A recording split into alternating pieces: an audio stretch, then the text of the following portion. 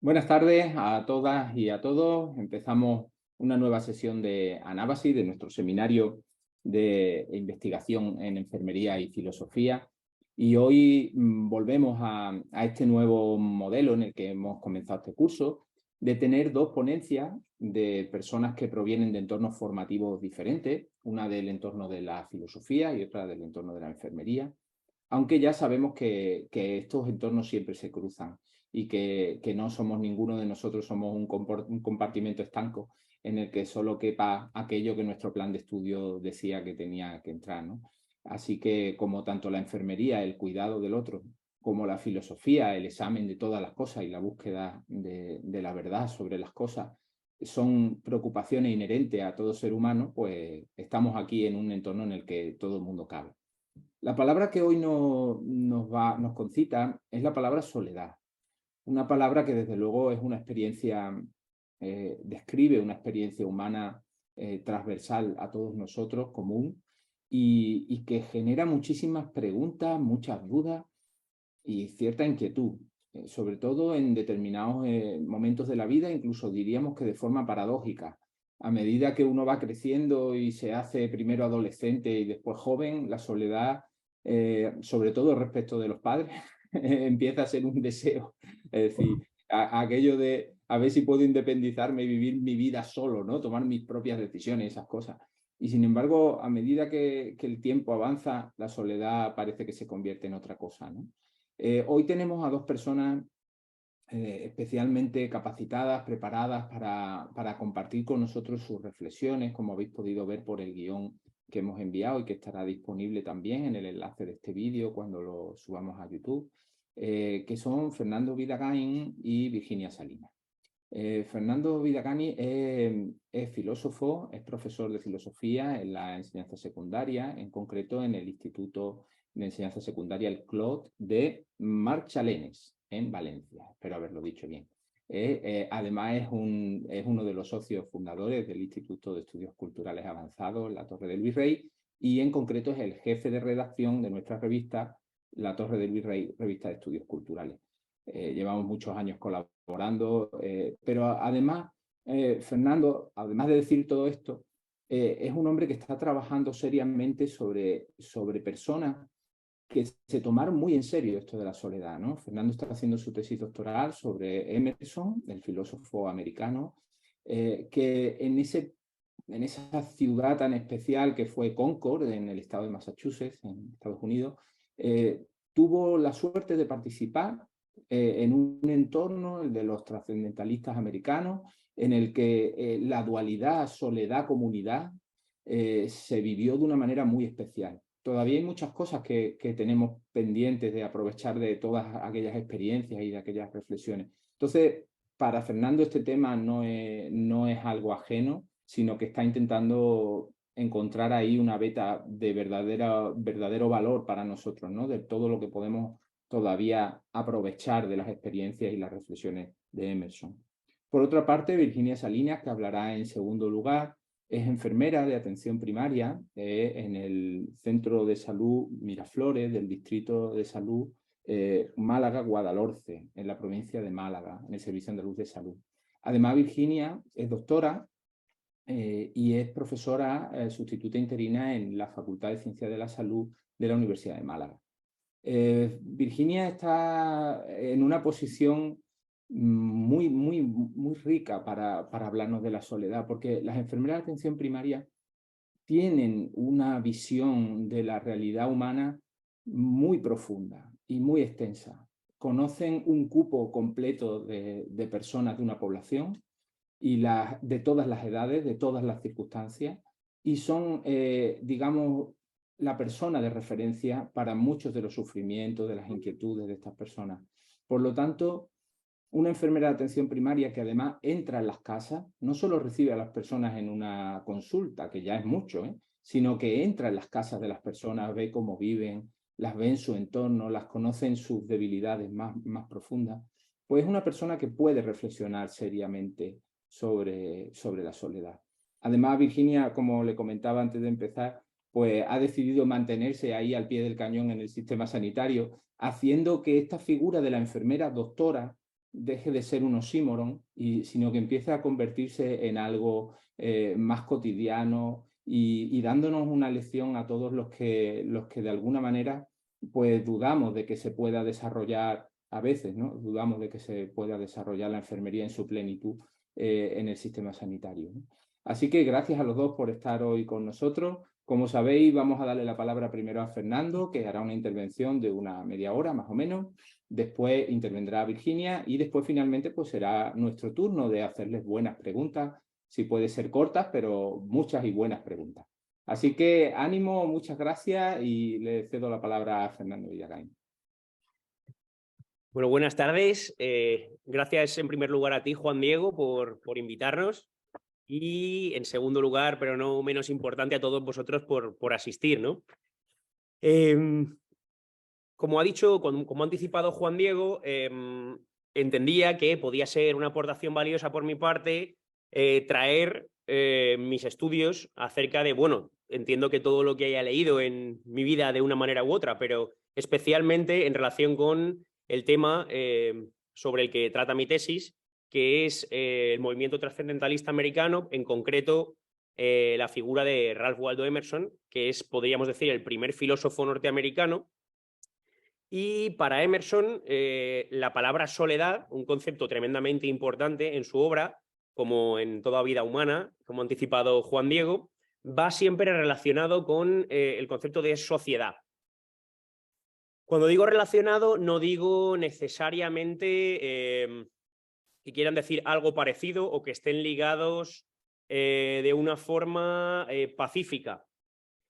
Seguramente la forma de entender del mejor modo posible el término soledad, creo que no solo en la obra de Emerson, sino en nuestra vida, es quizá en una tensión no resuelta con la cuestión de la sociedad. Es decir, van juntas, pero no revueltas, ¿no? Van ligadas de una forma tensa que, como todo en esta vida, o casi todo, cuando se establece o se dispone en cierta tensión, pues genera más riqueza, ¿no? En este sentido, empezando por la cuestión de la sociedad,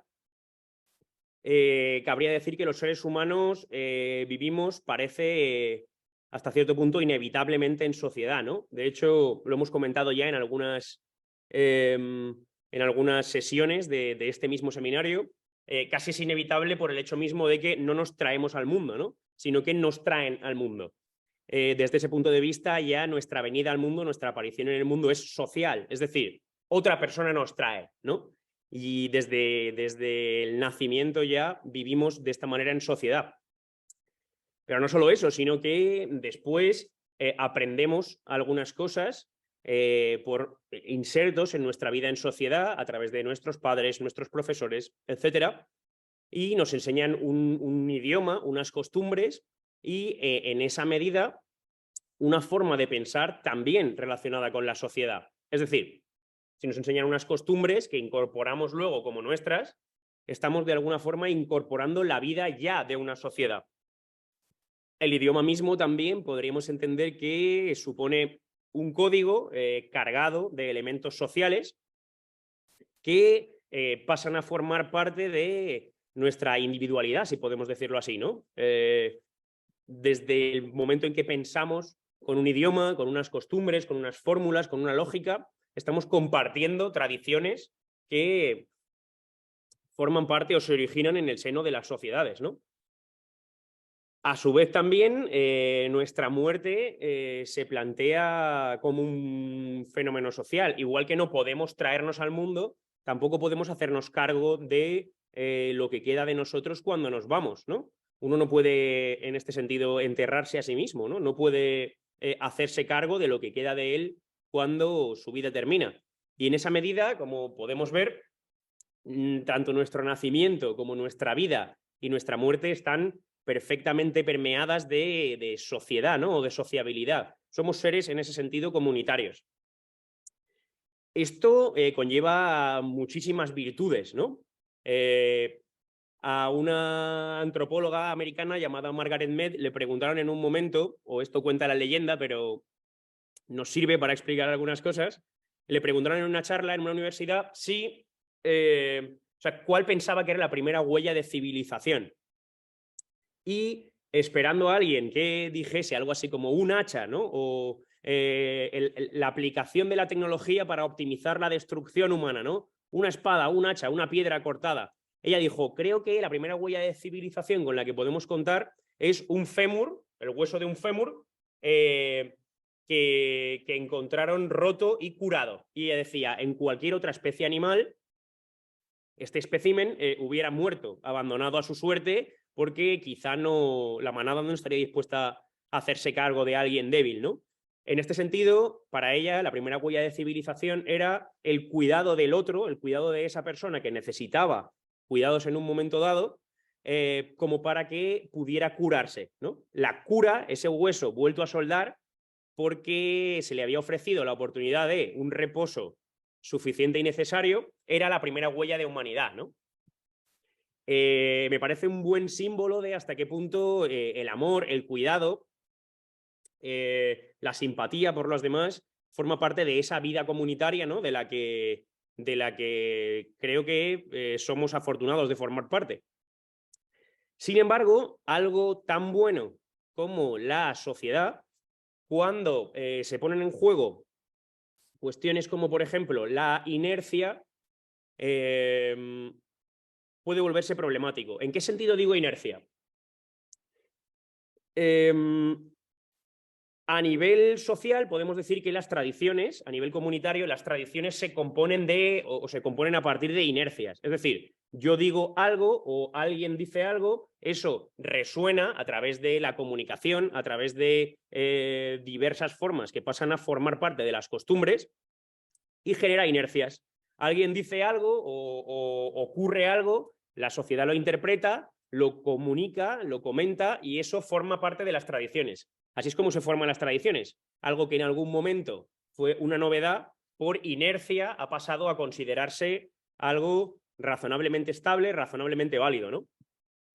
En este sentido, Emerson, como decía, el autor del que estoy haciendo la tesis doctoral o sobre el que estoy haciendo la tesis doctoral, plantea que esto puede volverse especialmente peligroso y le otorga el nombre de conformidad. Dice, escuchamos cosas, nacemos en medio de una tradición y tendemos a tomar estas cosas por válidas absolutamente y a no cuestionarlas o a no cuestionarlas todo lo que sería necesario para que nuestra vida con ellas fuese saludable. En uno de sus ensayos tardíos, en una de la última obra que publicó en vida, titulada Sociedad y Soledad, en el ensayo del mismo nombre, empieza jugando con la posibilidad de identificar a la figura de la memoria con la figura de Medusa, jugando con las dos deidades griegas, ¿no? ¿Qué entiendo que quiere decir esto? Que la memoria petrifica, ¿no? Recordaréis que Medusa era la górgona que cuando la contemplábamos directamente, cuando mirábamos directamente a sus ojos, convertía al que la miraba en piedra, ¿no? En este sentido, la memoria de los seres humanos, tanto la memoria comunitaria como la memoria individual, petrifica, ¿no? En el momento en el que yo recuerdo algo, creo tener una experiencia acerca de algo y juzgaré e interpretaré los acontecimientos posteriores basándome en esa experiencia, ¿no? En esa medida, la memoria petrifica, en la medida en que constituye o instituye una forma de ver y entender las cosas, ¿no? Que, como digo, genera inercias y quizá sea peligroso en esta medida. En este sentido, dice Emerson que somos siempre víctimas de las palabras. Es decir, que en el momento en el que hacemos uso de las palabras, esas palabras hasta cierto punto se convierten en reales para nosotros. Él juega mucho, es un autor que escribe en inglés, y juega mucho a poner en paralelo y entreverar la palabra casualty con la palabra casuality. Es decir, casualidad con víctima. Juega como a que lo que decimos casualmente genera víctimas, porque yo puedo decir algo con la mejor intención del mundo, pero eso genera una influencia en otras personas, ¿no? Determina una forma de ver o de pensar en mayor o menor medida y en ese sentido genera una víctima de mi expresión, ¿no? En este sentido, plantea Emerson que la soledad es recomendable. sin embargo, podríamos decir, ¿en qué consiste la soledad? Puesto que si yo ya he incorporado unas tradiciones, unas costumbres, una forma de pensar, un lenguaje, ya he incorporado a la sociedad. Es decir, ¿cómo podríamos encontrar la soledad si hemos sido educados de una forma social y ya estamos en ese sentido completamente cargados de convenciones, de tradiciones, de costumbres, ¿no? De un idioma mismo? En este sentido, la inercia a nivel individual no sería menos peligrosa que la inercia a nivel comunitario, puesto que si yo estoy completamente seguro de lo que tengo que pensar o de lo que es la realidad de las cosas y a partir de ahí me dejo llevar para siempre, no estoy solo, estoy obedeciendo a una serie de tradiciones que quizás sean las mías, pero las he recibido de algún sitio, ¿no? En este sentido, el concepto de soledad que plantearía Emerson sería, podríamos decir, en honor a este seminario, la soledad como anábasis. Es decir, anábasis está planteado, como sabéis, como algo así como una ascensión hacia uno mismo, ¿no? Literalmente, o la etimología griega significa ana, hacia arriba, y basein significa caminar, ¿no? Tiene el significado de andar hacia arriba, ¿no? Buscar una elevación que, a partir de la obra de Jenofonte, por la que Juan Diego propuso el nombre para este seminario, recibe algo así como el significado de un caminar ascendente hacia uno mismo, ¿no? En ese sentido, podríamos identificar anábasis con soledad. Es decir, la soledad no sería retirarme de la gente, sino poner en marcha un proceso por el que soy capaz de ascender hacia mí mismo. ¿Cómo haríamos esto? Podríamos decir, en términos generales, mediante lo que podríamos llamar educación. Pero ¿en qué consistiría la educación en el sentido emersoniano o en este sentido que tratamos de manejar aquí esta tarde? En el sentido eminentemente socrático de conocerse a uno mismo. A esto podríamos volver a preguntarle, bueno, ¿y cómo agotamos esta metáfora, no? ¿Cómo nos conocemos a nosotros mismos? Pues creo que, tratándolo de la forma más sencilla posible, lo que podemos encontrar en algunos de los lugares más valiosos de la historia de la filosofía y en la obra de Emerson como uno de ellos, es la tarea muy clara, muy sencilla de tratar de distinguir entre lo que es conocimiento en mí mismo, es decir, lo que conozco de mí mismo y de las demás cosas, y lo que creo de mí mismo y las demás cosas. Es decir, distinguir muy claramente entre lo que tengo o lo que pienso que es conocimiento y lo que tengo y lo que pienso que es simplemente opinión o creencia. En este sentido, ha habido muchas formas a lo largo de la historia de entender la palabra conocimiento, pero seguramente si tiene algún sentido distinguirlo de la opinión es para plantearlo como aquello que frente a la opinión, que es algo que se produce o se erige simplemente por motivos razonablemente dudosos, el conocimiento debería ser algo, o podríamos plantearlo así, podría ser algo que estuviese justificado completamente, que fuese algo así como aquello que pienso y puedo no dudar de ello, aquello que resiste mi examen o todos los intentos que llevo a cabo de ponerlo en duda, ¿no? De ponerlo en cuestión.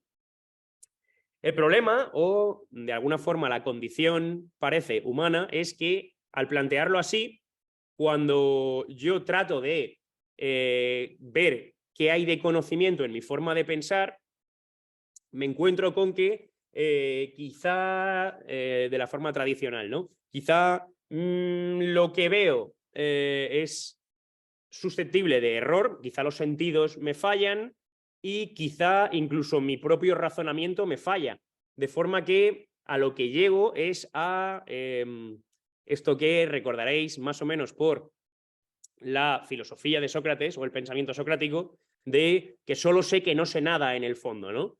Que aquello de lo que puedo estar absolutamente seguro es de que no puedo estar absolutamente seguro de nada más que de esto, ¿no? Que, en definitiva, solo sé que no sé nada. No son las palabras de Sócrates, pero bueno, Sócrates lo decía en la Apología de una forma parecida a que quizá ni yo ni las otras personas sepamos nada que tenga valor, pero yo soy consciente de ello y en esa medida quizá sea un poco más sabio que los demás, ¿no? Quizá la palabra sabio sea demasiado grande, pero filósofo quizá no venga mal, ¿no?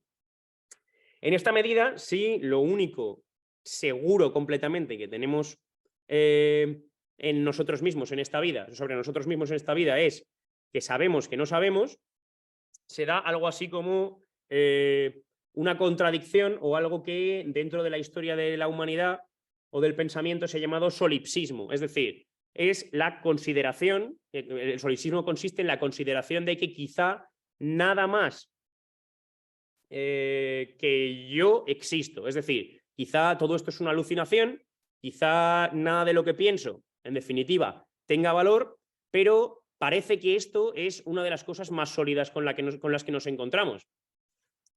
Seguramente esto parece algo así como lo que le gusta llamar a Juan Diego a veces, como académico o hasta cierto punto alejado de los pensamientos más habituales, pero creo que nada más allá de la realidad, porque como se traduce esto en nuestra forma de comportarnos y en nuestra forma de vivir, es seguramente que lo que más somos en el fondo, que así es como se plantea en la obra de Emerson, pero creo que Emerson tiene razón, lo que más somos en el fondo es los testigos de nosotros mismos. Somos, en última instancia, espectadores de nosotros mismos. Lo que yo soy en el fondo, más que todo aquello que digo, es mi capacidad de oír lo que digo. Y en honor a Juan Diego, para poner alguno de los ejemplos seguramente más sencillos en los que podamos pensar, que me resulta especialmente simpático, yo suelo hablar con Elena, que es mi chica y está ahí con mi madre, tiene que ver, por ejemplo, con el hecho de que yo intente hacerle una gracia a Elena. Le cuento un pequeño chiste que se me ha ocurrido en el momento y inmediatamente pienso, qué estupidez acabo de decir, ¿no? O en algunas otras ocasiones, cuando tengo éxito y tengo gracia, digo, madre mía, soy un máquina, ¿no? Ha sido una broma muy acertada, qué inteligente, qué elegante, qué bien traído, ¿no? Podríamos decir, tanto la broma como la broma fallida seguramente obedecen a alguna tradición humorística que yo haya visto en algún momento, pero ese testigo que soy yo de lo que acabo de decir, ese espectador de mis palabras que de alguna forma hay en todo lo que decimos, es quizá ese elemento en última instancia solitario que estamos buscando. Es decir, quizá la anábasis consiste en llegar a darnos cuenta, al menos en la obra de Emerson, de que en el fondo lo más profundo de uno mismo es esa condición de espectador que tenemos, puesto que quizá las palabras que hemos aprendido las hemos aprendido de una tradición equivocada, no necesariamente tiene que estar equivocada, pero la clave es que puede estarlo. Quizá nuestras costumbres, nuestra lógica, nuestra forma de pensar está equivocada, no necesariamente tiene que estar equivocada, pero quizá lo está, ¿no? Y, por lo tanto, yo soy yo mismo, es decir, yo conquisto o llego a esa soledad última que parece que buscamos, esa anábasis, cuando me doy cuenta de esto, de que soy el espectador de mis propios pensamientos, ¿no? Harold Bloom lo decía de Hamlet, pero yo creo que sería acertado también plantearlo de la obra de Emerson, es decir, creo que la clave de la obra de Emerson, uno entiende a Emerson cuando se da cuenta de que, en el fondo, todo lo que escribe Emerson, o la verdadera palabra de Emerson, por decirlo de alguna forma, es observarlo como es el espectador a lo largo de toda su obra de sus propios pensamientos, ¿no? De sus propias palabras. Emerson en su obra no está tanto en lo que dice, sino en su forma de ser testigo o ser espectador de lo que dice. En esta medida, lo que plantea Emerson es no que nos quedemos en esta soledad, no que, por decirlo así, nos consagremos nuestra vida a esta anábasis, sino que tratemos de mantener un equilibrio entre lo que hemos llamado anábasis y lo que podríamos llamar catábasis, que con ciertas reminiscencias platónicas, obviamente, ¿no? Si anábasis significaba subir, ¿no? Caminar hacia arriba, la catábasis significaría la vuelta a bajar, desde ahí hacia la sociedad, perdón, de donde veníamos y de la que formaremos parte después, ¿no?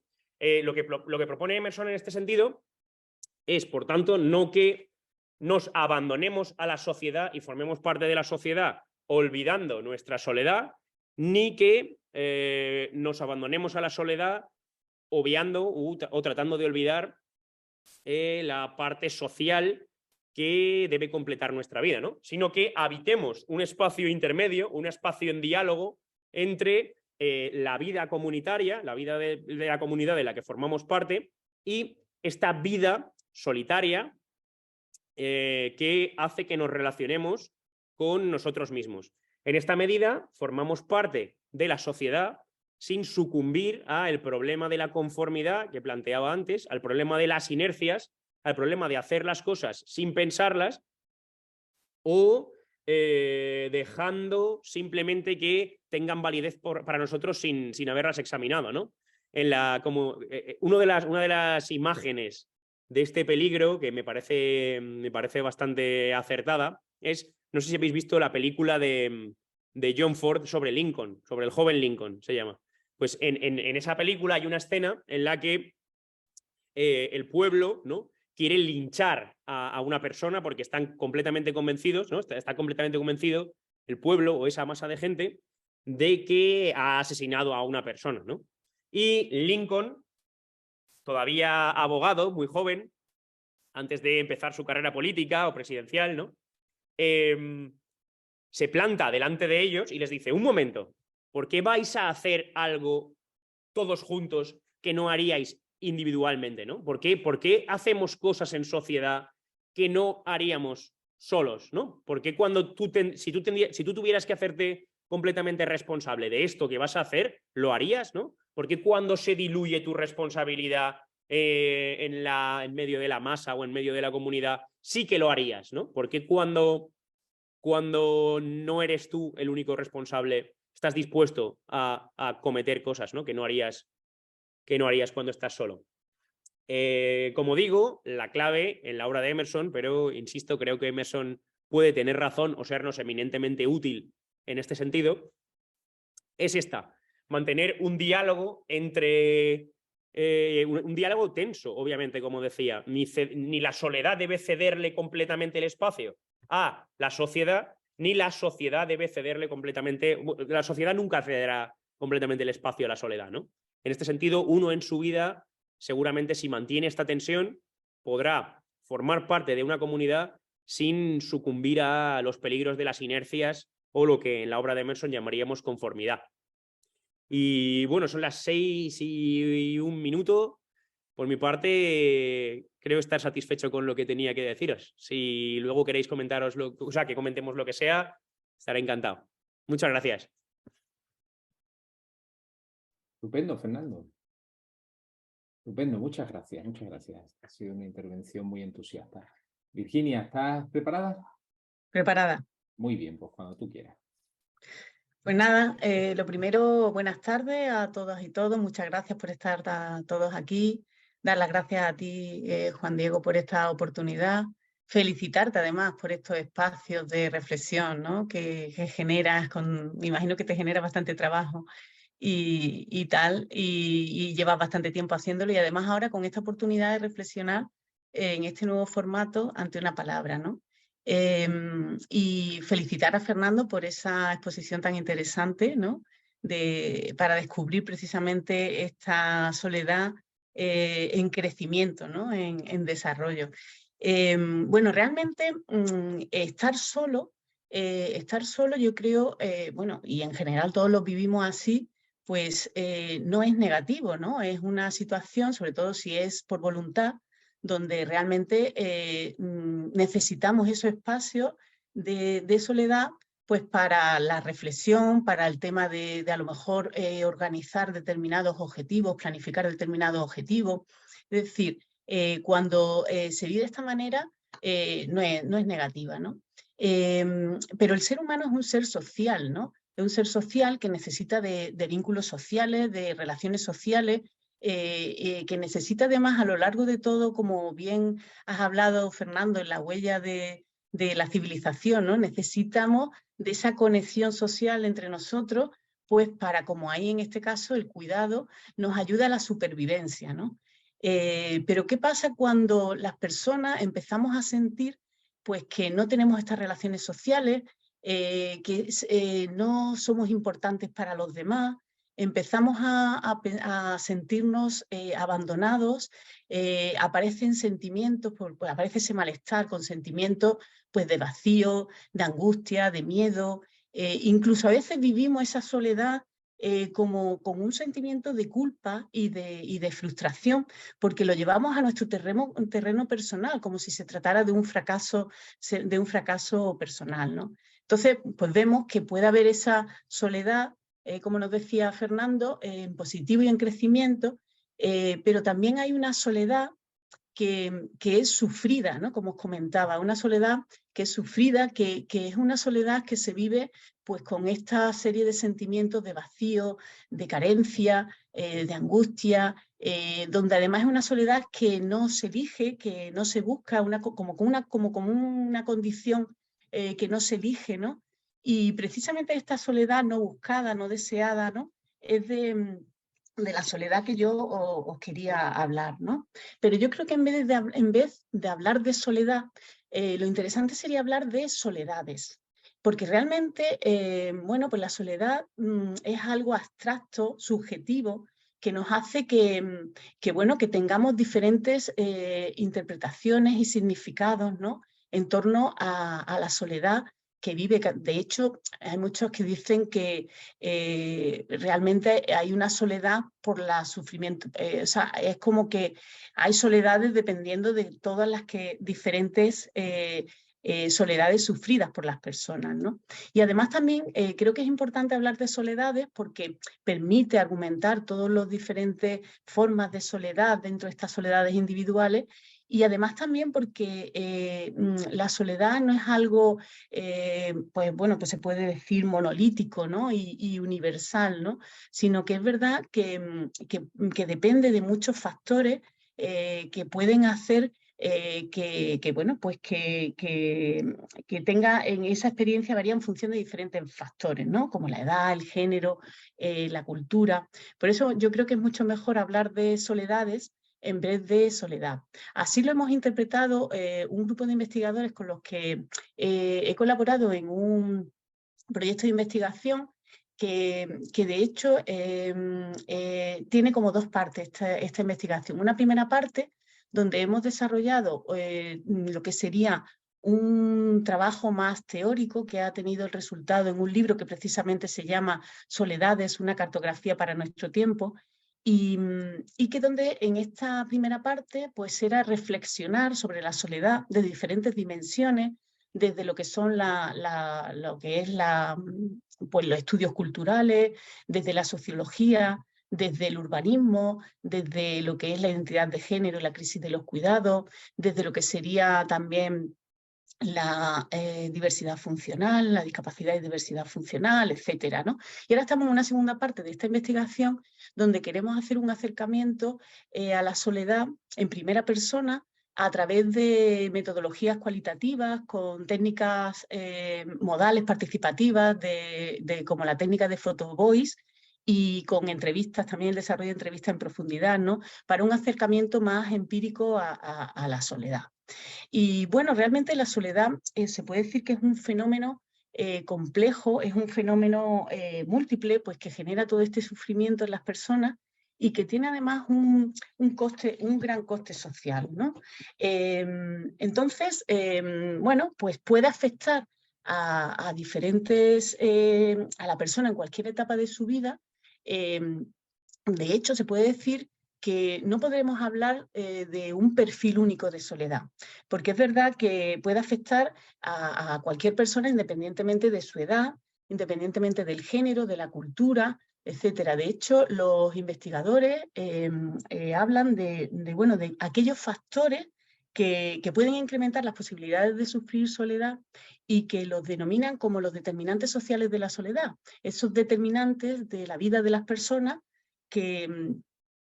bueno, que están presentes ante determinados cambios, ¿no? Estos pueden ser, pues, por ejemplo, la edad.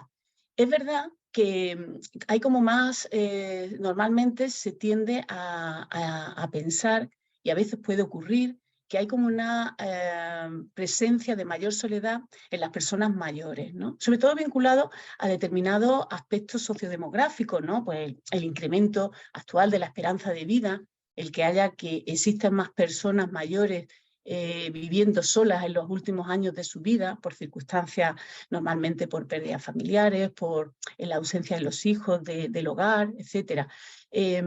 Pero realmente no solo la soledad se da en las personas mayores. De hecho, hay estudios donde valoran la presencia de soledad en los jóvenes, vinculado a veces con más dificultades para las habilidades sociales, introducción en la comunidad, a veces también relacionados con esa incertidumbre ante lo que sería pues la identidad y su presencia en la sociedad, o también esa desconexión con lo que serían las familias y los amigos en la comunidad, y que paradójicamente, ¿no? En una sociedad actual donde está altamente conectada esta juventud, vive continuamente conectada a través de la tecnología a redes sociales y a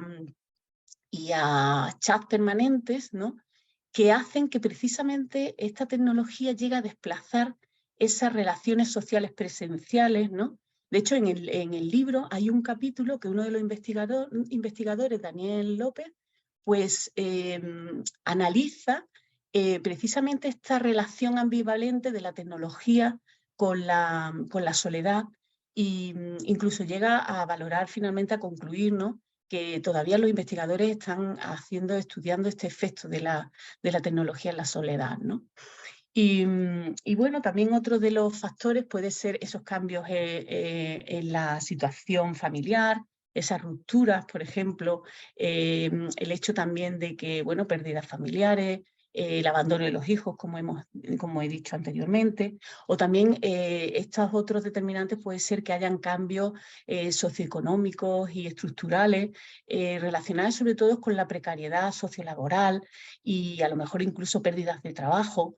También el hecho de otros factores como pueden ser la discriminación, ¿no? La discriminación por cualquier condición de raza, por la identidad de género o por el tema de la orientación sexual, ¿no? Que puede hacer que esas personas se sientan marginadas, solitarias y desplazadas en sus relaciones.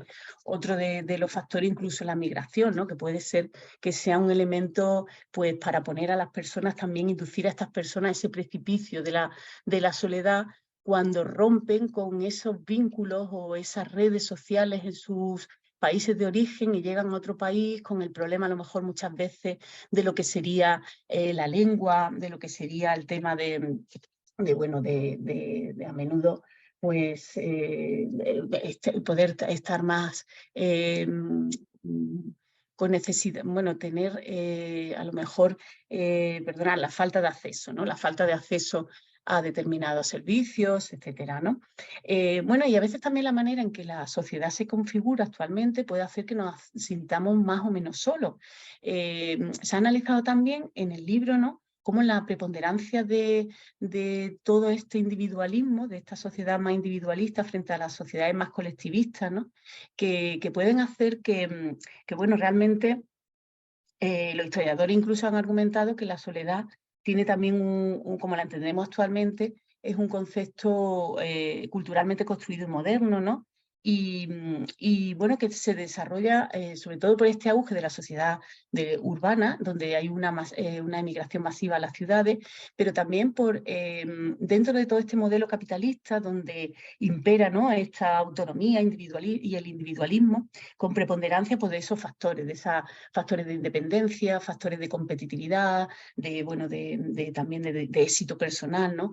Como valores que pueden hacer que las personas pues tengan un impacto en la manera de interactuar tanto consigo mismas como con el resto de la sociedad, y haya sobre todo una mentalidad pues un poco tendencia más al egoísmo, más solitaria, más aislacionista, ¿no?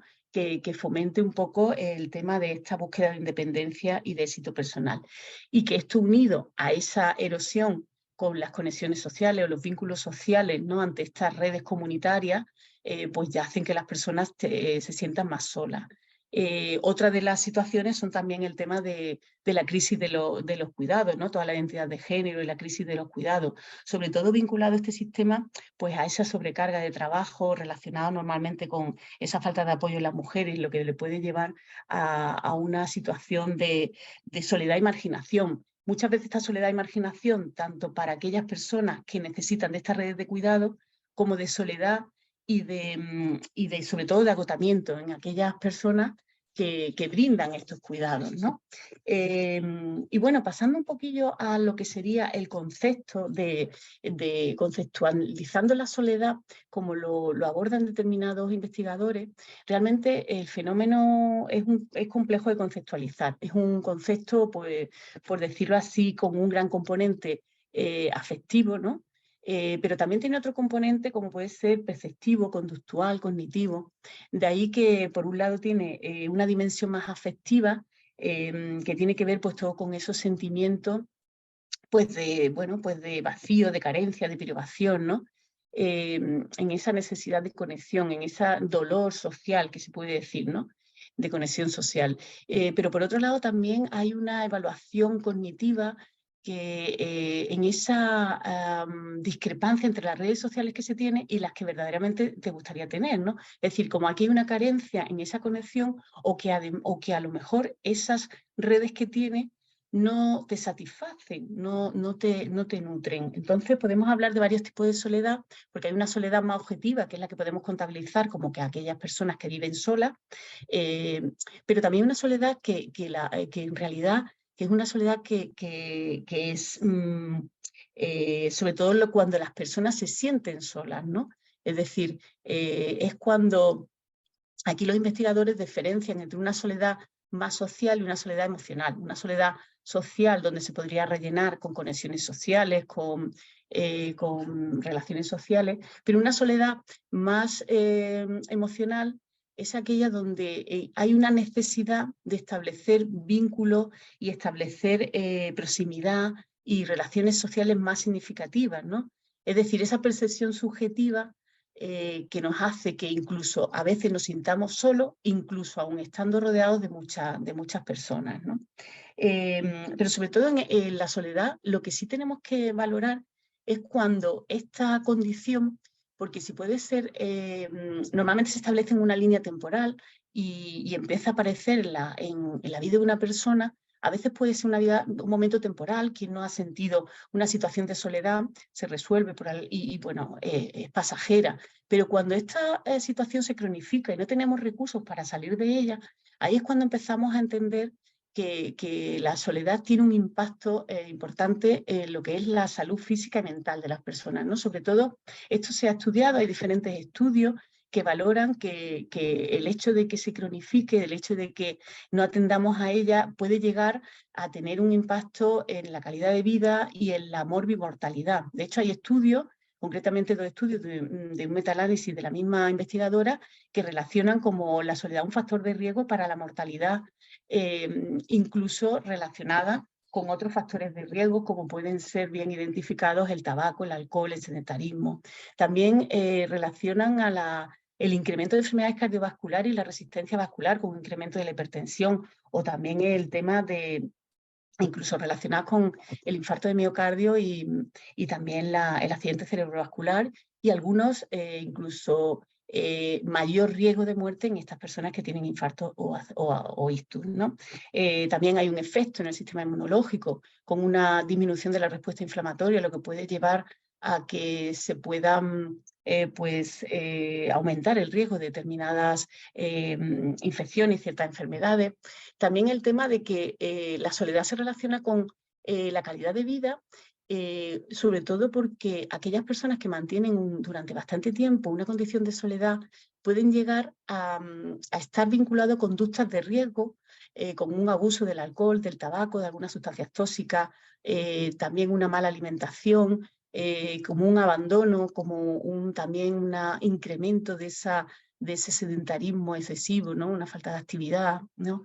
Después también puede estar relacionado, sobre todo en personas mayores que tienen una condición crónica, una enfermedad crónica, puede llegar a tener una menor adherencia terapéutica al tratamiento o incluso haber una hiperfrecuentación. Es muy frecuente, sobre todo en personas mayores que se desadaptan en esta situación de soledad, pues que aumente la demanda de atención a los servicios sanitarios y pueden ir más veces a urgencias o a la atención primaria, a veces incluso con un efecto por riesgos de caídas o reingresos o también situaciones donde incrementa la atención domiciliaria de estas personas, ¿no?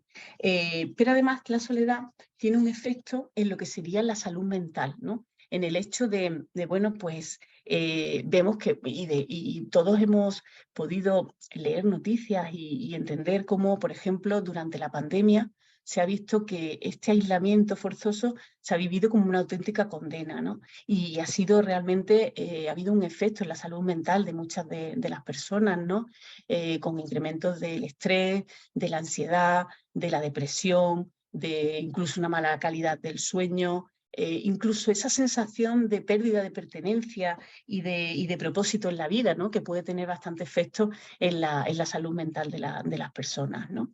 Entonces, bueno, vemos que cuando la soledad tiene este impacto en la salud física y mental, la Organización Mundial de la Salud ya se plantea que realmente define a la soledad como una responsabilidad urgente y necesaria de la salud pública, ¿no?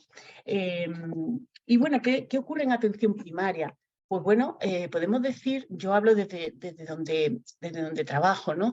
Entonces, podemos decir que en atención primaria, en las consultas de atención primaria y en los domicilios de las personas, pues encontramos muchas veces esta situación de soledad, ¿no? Es verdad que tenemos que generar espacios de intimidad para poder abordar esas situaciones, porque si no lo hacemos, muchas veces podemos poner en riesgo que las personas pues compartan con nosotros, ¿no? De hecho, hay veces que se vive la soledad, y todos lo podemos entender como un estigma, ¿no? Y muchas de las personas no quieren reconocer esa condición. Entonces tenemos que generar esos espacios de intimidad, y las consultas de atención primaria o los domicilios de las personas pueden ser unos lugares muy, muy acertados para explorar esta situación de soledad. Y bueno, aunque la medida o la valoración de la soledad no tiene que hacerse en todos los pacientes, sí es verdad, bueno, o personas que atendemos, ¿no? Sí es verdad que tenemos que estar como profesionales sanitarios muy atentos a aquellas situaciones que pueden estar poniendo en riesgo de soledad a las personas. Situaciones, por ejemplo, como a lo mejor cuidados de muy larga duración, o también en situaciones donde hay personas que viven solas, o incluso personas que viven solas en pisos que no tienen ascensores, personas mayores, con lo que le estás poniendo una barrera arquitectónica para conectarse con la comunidad. O también otras situaciones o variables como pueden ser a lo mejor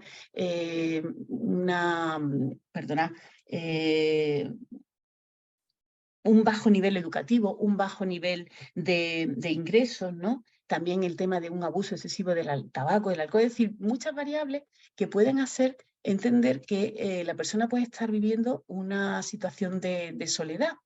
Y entonces cualquier miembro del equipo debería de atender a esta situación de soledad, a estos sentimientos que puedan estar viviendo las personas, indagando un poco en esos vínculos y conexiones sociales para entender en qué situación está realmente la persona, ¿no?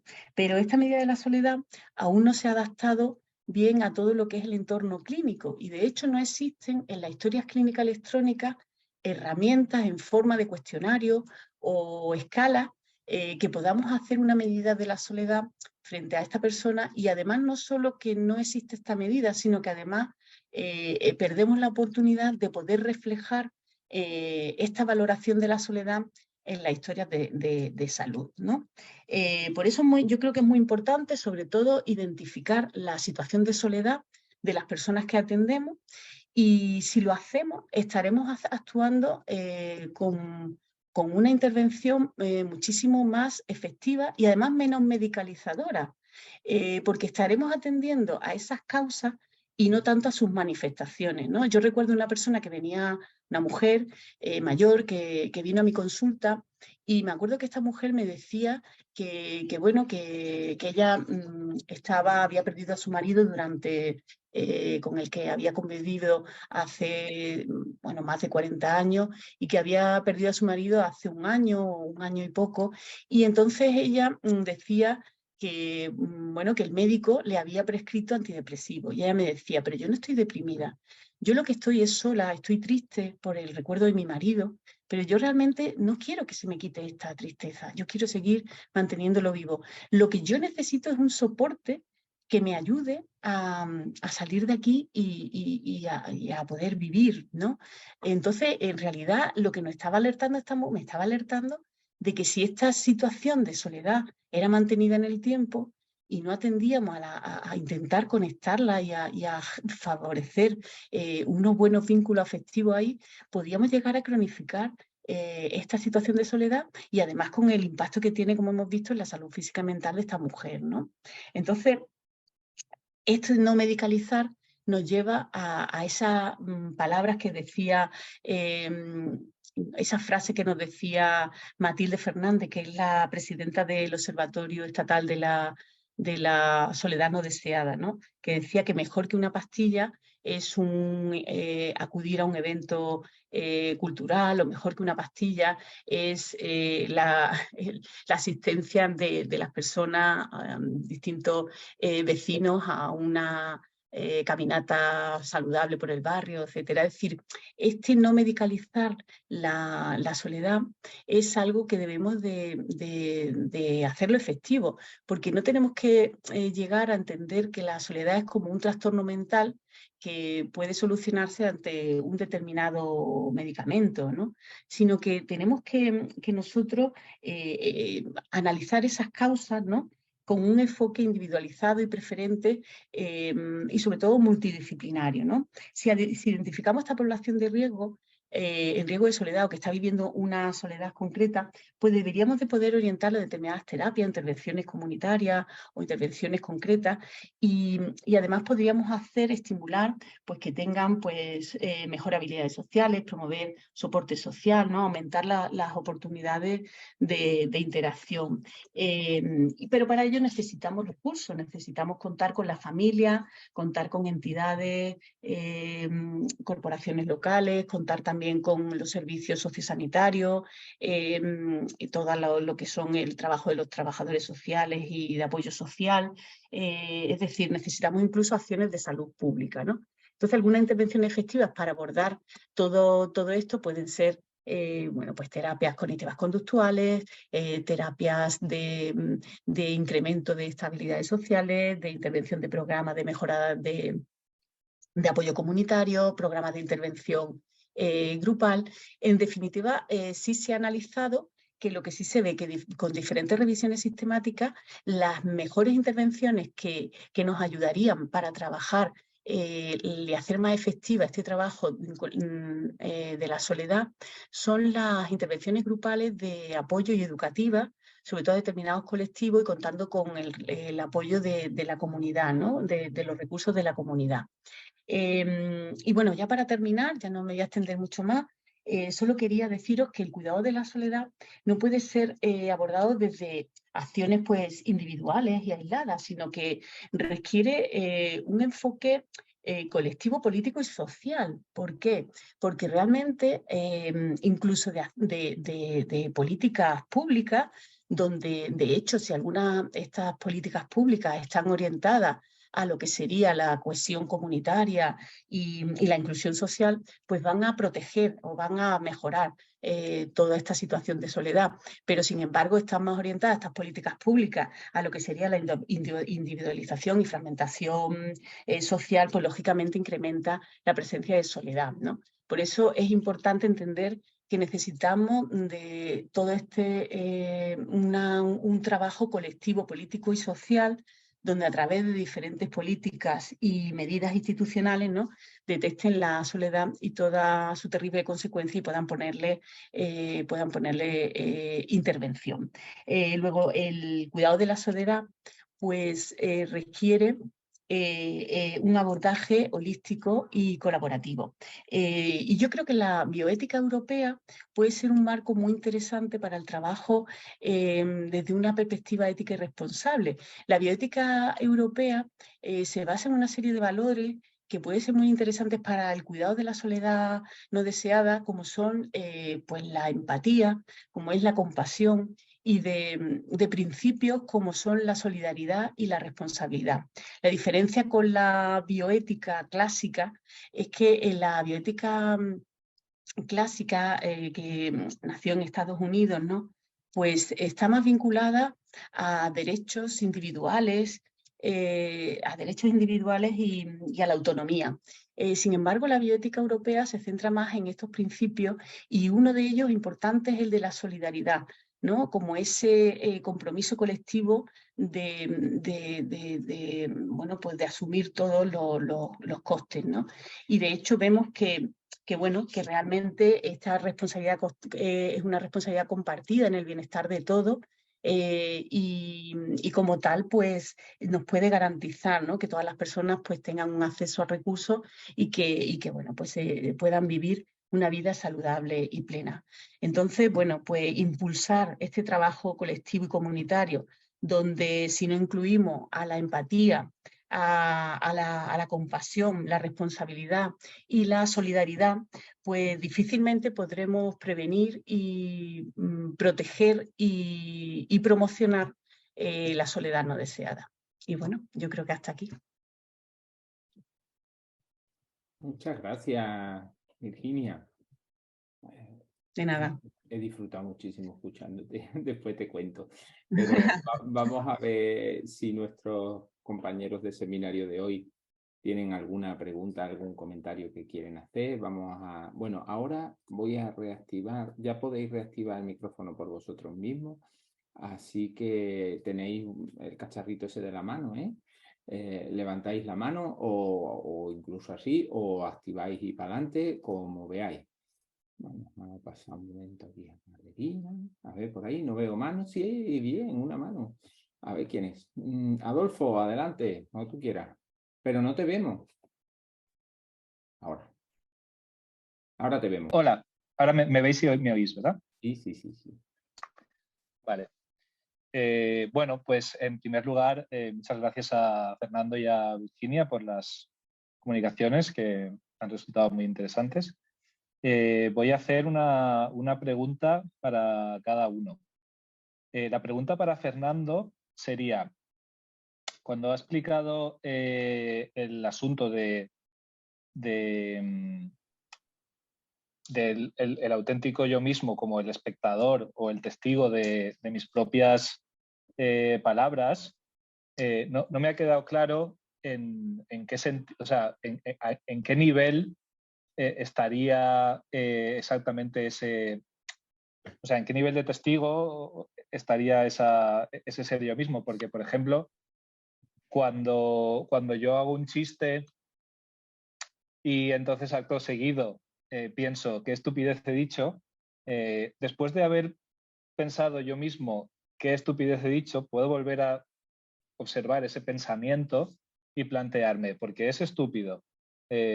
Pienso que es estúpido porque estoy reaccionando a que otras veces alguien me ha dicho que es estúpido, o en mi crianza o en alguna situación, o la sociedad me ha enseñado que ese tipo de comentario es estúpido. Entonces, ese nivel de espectador no sería este tercero, pero si después de haber vuelto a pensar, vuelvo a reflexionar y digo, no, pero espera, entonces, ¿por qué me estoy planteando si era yo o no? ¿Dónde acabaría este punto de la reflexividad, ¿no? Eso por un lado, esa sería la pregunta para Fernando. La pregunta para Virginia, con respecto a la atención y a la prevención, tampoco me quedaría claro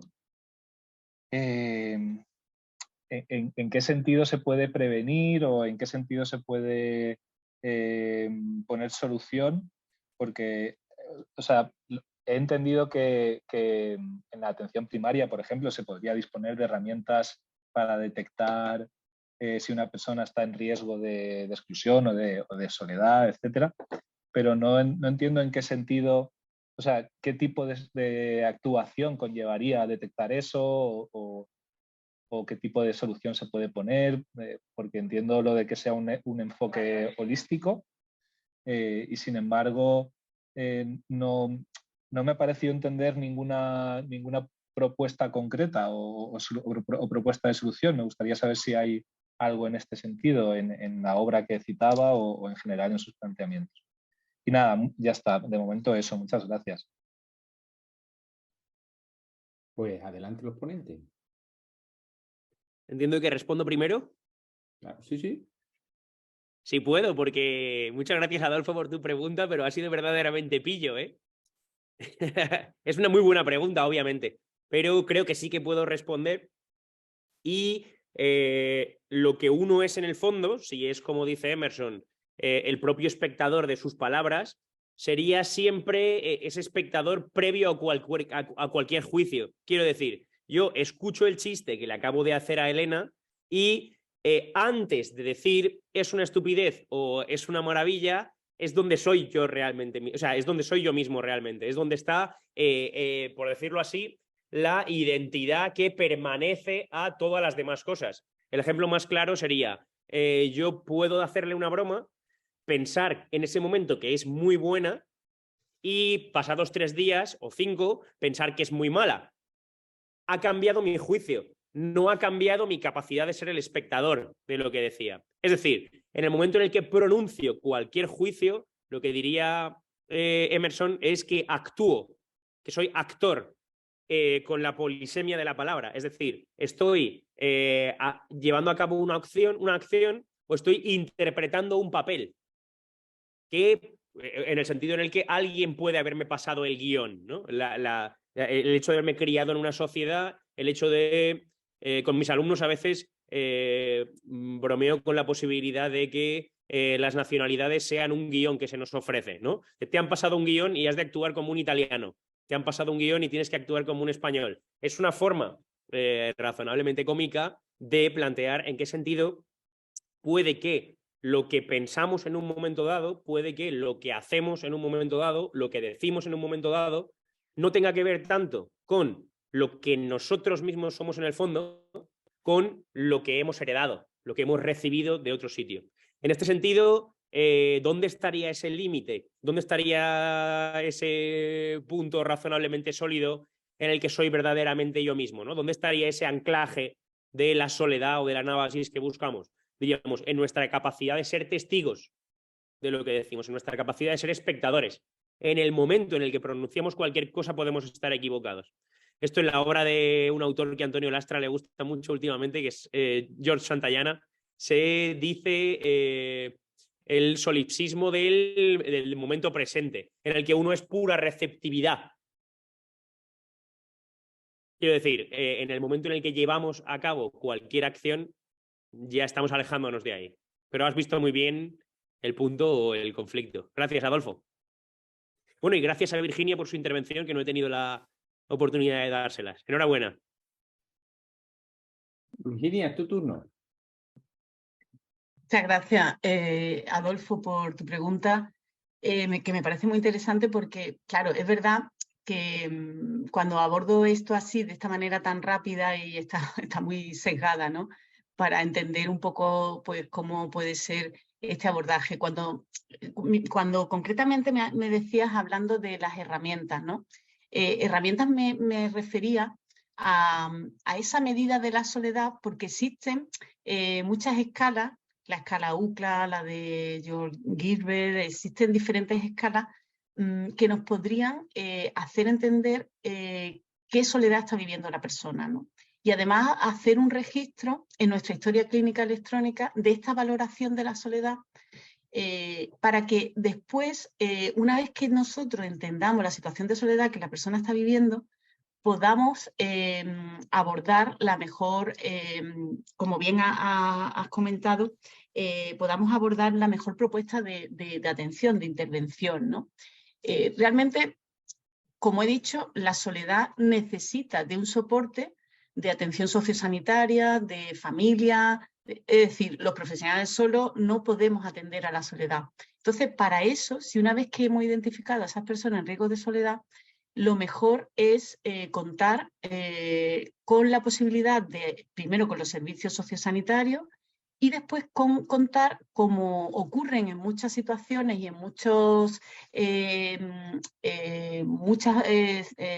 distritos de atención sanitaria, donde viven conectados con determinadas asociaciones, determinadas entidades que trabajan por la soledad de los mayores fundamentalmente. Por ejemplo, en mi caso, en el centro de salud donde trabajo, pues hay muchas entidades y sobre todo vinculadas al cuidado de la soledad de los mayores. ¿Por qué?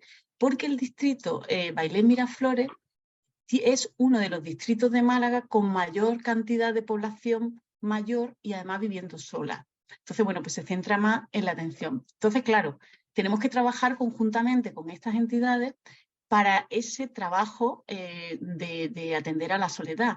¿Cómo lo hacemos? Bueno, pues normalmente cuando tú detectas esta situación, lo que normalmente intentamos es, a través de la trabajadora social y a través del contacto con estas entidades, incluirla en lo que sería una intervención. Una intervención que normalmente son, como os he comentado, o bien intervenciones comunitarias donde ellos están trabajando la vinculación de la persona con distintas, sobre todo muchas de estas asociaciones lo que hacen es estimular, empoderar a la persona y que sean estas mismas personas las que aporten cómo quieren conectarse con los demás, con el barrio, con el entorno, cómo quieren ellos ser parte de la solución, es decir, participar en las distintas situaciones de intervenciones, de a lo mejor terapias grupales. De hecho, en el centro de salud, concretamente mañana, fijaros, tenemos una jornada de puertas abiertas que se llaman Cuidando la soledad no deseada. Vamos a hacer un encuentro intergeneracional de solidaridad intergeneracional con un grupo de mayores que nos lo vamos a llevar a lo que sería un instituto de allí del barrio, y lo que queremos hacer es un encuentro conectando mayores con jóvenes de unas edades entre 14 y 15 años, pues para que precisamente a través de esta solidaridad intergeneracional se encuentren y conecten, puedan compartir experiencias, puedan incluso vamos a pequeñas dinámicas de juego para que entre uno y otro pues puedan conectar, ¿no? También vamos a hacer talleres allí donde van a ver, pues precisamente por este efecto en la calidad de vida, vamos a talleres de hábitos saludables y para el tema de abordar pues todas aquellas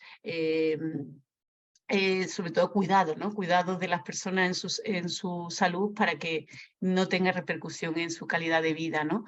Es decir, que como veis, solo los profesionales sanitarios no podemos atender a la soledad. Necesitamos de muchísimos otros recursos que están en la comunidad. En el libro, concretamente, en uno de los capítulos, abarcamos en las distintas comunidades que hemos ido identificando distintas entidades, muchas de ellas corporaciones vinculadas con, pues, por ejemplo, todo lo que es la Fundación Caixa, en distintas entidades, en distintas comunidades hay muchísimas entidades que trabajan por la soledad, ¿no? Y hemos identificado ahí todo un cuadro donde ahí se puede ver cómo se está trabajando, ¿no? A través de la soledad. Es verdad que, bueno, todo esto genera, pues, es un paso a paso y es una situación de mucha interdisciplinaridad y de mucha colaboración entre, yo creo que es todos los servicios sociales, todos los activos en salud que hayan en la comunidad deberían de ponerse al trabajo por la soledad para poder tener una buena medida de ella y promover y prevenir, ¿no? Que la prevención precisamente está en eso, en atender aquellas situaciones que vemos que están en posibilidad de riesgo, ¿no? Y bueno, no sé si te he contestado. Bueno, lo ha intentado, Virginia, gracias. Ahí está Antonio Lastro, tenía la mano levantada. Cuando quieras puedes activar tu micrófono. Sí, pero no sé si Virginia quiere añadir algo a lo que ha dicho, Si quiere. ¿no? Bueno, Nada, adelante. he llegado tarde y os pido disculpas, estaba en un claustro, no en el claustro en el que me gustaría estar, sino en el claustro que he descubierto últimamente la biología y en el que me gusta más estar, y que tiene que ver con las dos preguntas que quiero haceros. Más una observación a Fernando y desde luego, más de una observación a Virginia. El claustro en el que me habría gustado estar es este claustro del que hablaba Crick al final de su vida, este lugar misterioso y muy pequeño que hay en el cerebro, donde está esto de lo que hablaba Fernando. Al parecer es un punto real, un punto del cerebro donde el cerebro es consciente de ser consciente. Esto debo deciros que es simplemente la traducción de lo que Aristóteles decía de Dios. Se pensaba a sí mismo. Parece que esto que Aristóteles decía de Dios es lo que el ser humano hace consigo mismo y por eso tiene conciencia. Esto me gustaría retenerlo. Creo que he llegado tarde, Fernando, discúlpame. Creo que es más o menos lo que Emerson desarrolla, porque desde luego es la base de su pensamiento. Esto tiene que ver con lo siguiente, y es, Virginia, mi duda respecto al trabajo, estoy convencido de que admirable que hacéis. Igual que un buen libro no necesita de otro libro para ser explicado, un buen libro contiene en sí mismo las pautas que hacen falta para entender el libro, y si no las tiene no es un buen libro y seguramente no merece la pena leerlo. Creo que todos los seres humanos tienen, precisamente porque su conciencia se basa no solo en ser conscientes del mundo, sino en ser conscientes de que son conscientes del mundo, y si no, el organismo estaría tan dañado que no podría resistir la presión del mundo exterior, pero tampoco la presión del propio mundo interior, puesto que fallaría la conexión de todo su mundo. Oyéndoos, me hacía una pregunta completamente frívola, si queréis, y es, yo no me he sentido solo en ningún momento de mi vida. Es una sensación tan sencilla de decir como lo acabo de decir. No he experimentado la soledad, no sé lo que es. Nunca he tenido la sensación de estar solo en la vida. Probablemente porque he recibido una buena educación, probablemente porque he tenido la inmensa suerte de contar con amigos extraordinarios, probablemente porque creo que he sabido amar a algunas personas y porque me he sentido amado, pero no he tenido la sensación jamás. Cuando hablo de la soledad, hablo de una cosa completamente misteriosa para mí. Y por tanto, cuando alguien habla de la soledad, tengo que mantener una especie de estructura hermenéutica similar a lo que estoy diciendo. Tengo que ser consciente de que soy completamente inconsciente de eso de lo que están hablando. No sé lo que es la soledad en carne propia. No la he experimentado nunca. Y creo que cada vez más, cuando tenemos que hablar en estos seminarios, gracias Juan Diego por lo que estás haciendo con la relación entre la enfermería y la filosofía, creo que habría que obligar más a los ponentes a que empezaran hablando en carne propia. Puesto que si Juan Diego me hubiera pedido que hablara de la soledad, no habría sabido qué decir. No habría podido decir nada más que lo que parece que les pasa a otros, pero que no me pasa a mí. Y esto me lleva a lo que, insistiendo Virginia, que creo que hacéis un trabajo extraordinario, debo decirte que algo me chirría en ese trabajo extraordinario. Y perdóname que lo diga así y que lo explique de la mejor manera que pueda. Y es que no sé hasta qué punto el Estado debe intervenir en la soledad de las personas. Bueno, sí que lo sé. Creo que en ningún aspecto. Creo que en esto habría que ser extraordinariamente escrupuloso. Lo que sea la soledad es algo en lo que hay que entrar con muchísima prudencia. Y no sé si el Estado tiene esa capacidad. Oyéndote hablar, Virginia, he recordado, ¿no?, todo esto esto que has mencionado de la intergeneracionalidad. Bueno, caramba, eso era la familia. Quiero decir, llevarte a un montón de ancianos a un instituto para que hablen con jóvenes es lo que antes se hacía cuando el abuelo hablaba con su nieto. Si lo que queremos decir es que hemos dinamitado todas las estructuras sociales que teníamos, para bien o para mal, y en la historia no se vuelve nunca atrás, perfecto, pero no sé si todo eso que hemos dejado atrás, probablemente porque se ha dejado ello mismo atrás, quiero decir, si ya no hay familias, porque la familia no aguanta, perfecto, no tengo nada que decir a esto, no soy nostálgico, pero sí que puedo ser prospectivo. Dejarlo en manos del Estado me parece un suicidio. Sea el Estado el Ministerio de Salud, el Ministerio de Educación, la Policía, la Guardia Civil, Trabajos Sociales. Creo que eso es tan peligroso que merece la pena que hagamos una reflexión respecto a si ese último reducto, e insisto en esto que he empezado diciendo, lo que más me maravilla del ser humano es lo que más me maravilla de un buen libro. No necesita que otro le diga lo que tiene que ser ni lo que es, más allá de cierto punto. Si lo necesita es que el libro flaquea y también la persona. Y precisamente esa persona lo sabe sin necesidad ni siquiera de un inmenso proceso. Un mínimo desarrollo natural lleva a que una persona sea consciente de que es consciente. Dejar abiertas las puertas de eso al Estado,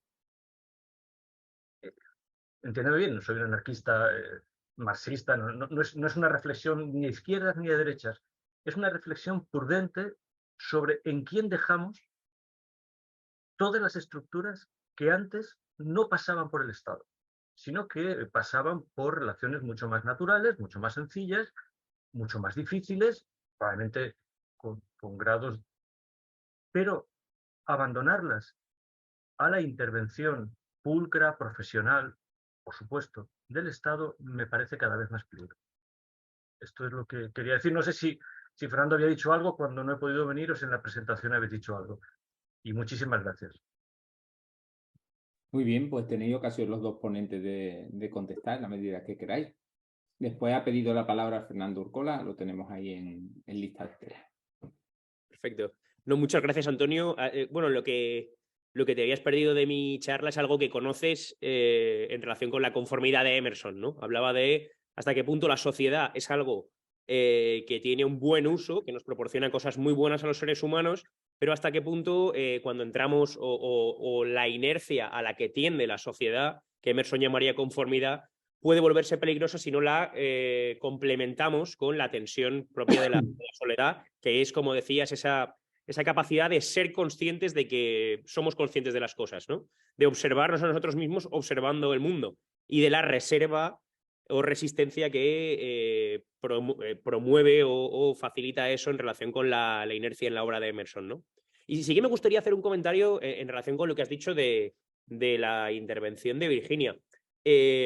Entiendo o creo entender los peligros de los que nos alertas, ¿no? Pero si he entendido bien a Virginia, no se proponía la gestión absoluta de la soledad de las personas, o lo que entiendo que dice ella es que no es que el Estado deba encargarse de toda gestión posible de la soledad de las personas, sino de aquellas personas que puedan solicitarlo. Es decir, no va a meterse en casa de todas las personas, quieran o no, sino que aquellas personas que por circunstancias de su vida se ven en esa situación, pues tengan algún recurso.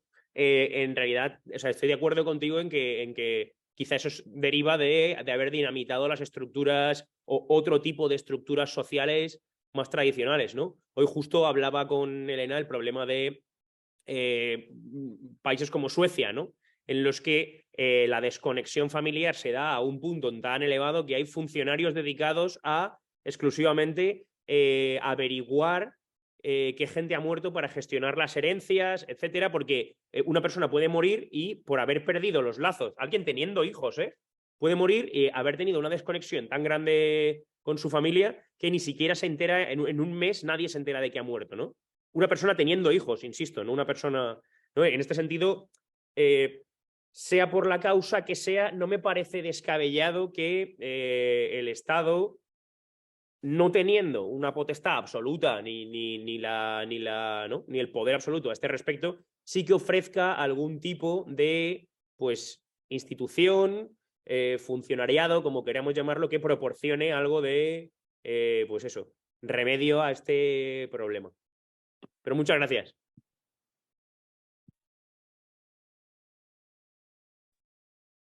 Virginia, ¿quieres intervenir? Sí. Estupendo.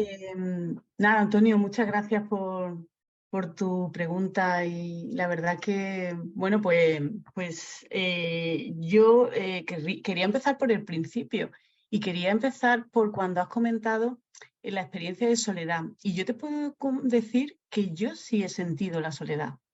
Yo cuando terminé enfermería no pude trabajar en mi entorno solo unos cuantos meses y llegó un momento donde, bueno, pues en esa época no había paro, pero en Andalucía fue la Expo 92 y empezó una situación de crisis donde se generó ahí una gran cantidad de falta de empleo. Entonces me tuve que ir a Canarias y yo estuve viviendo en Canarias durante 3 años y medio, pues para allí trabajar de enfermera.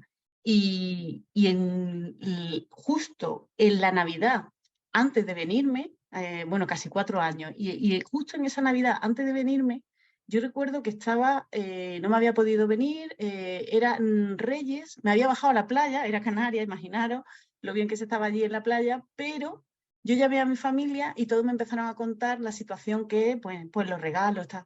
Y en ese momento me sentí totalmente sola y abandonada y desconectada. Y esa sensación, cuando terminé de hablar con ellos, por supuesto cuando estaba hablando con ellos, pues no, pues estaba bien, hablábamos, reíamos, pero cuando terminé empecé a llorar desconsoladamente y me sentía tremendamente sola y abandonada. Además era una situación donde ya justo yo estaba empezando a entender que esas redes de soporte la estaba necesitando cerca y estaba resquebrajando toda mi integridad. Entonces, a poco, vaya, a los 6 meses, me vine a mi ciudad, a Málaga, donde vivo, y bueno, pues era como, aquello fue como verdaderamente como que me alumbró a que ya tenía que estar en una situación donde, y mira que estaba bien, yo no te digo que allí yo viví feliz, tenía muchas amistades, teníamos muchos, pero fue como un momento ahí de, ¿no? Bueno, y quería compartirlo porque bueno, como has comentado que es importante que los ponentes tengamos, pues digo, venga, la comparto contigo. Después, por otro lado, el tema de la solidaridad intergeneracional, ¿no? que comentaba. Bueno, realmente es verdad lo que dice, llevar allí a un grupo de mayores y que conecten con jóvenes, que muchos de ellos seguramente pues tendrán abuelos y abuelas con los que lo harán, pero sobre todo lo que nosotros queremos mañana es poner delante de ellos para entender que los mayores siguen teniendo un papel en la sociedad, siguen teniendo una situación donde hay que atenderlo, mirarlo y escuchar lo que nos tienen que contar, ¿no? Y mañana lo queremos enfocar así, no es tanto que lleguen a hablar y que, bueno, y que también a lo mejor compartan experiencias de vida, ¿no? Que puedan entender, porque muchos de ellos pues han tenido toda una trascendencia que nos dicen algunos más dificultades que otros y querían compartirlo.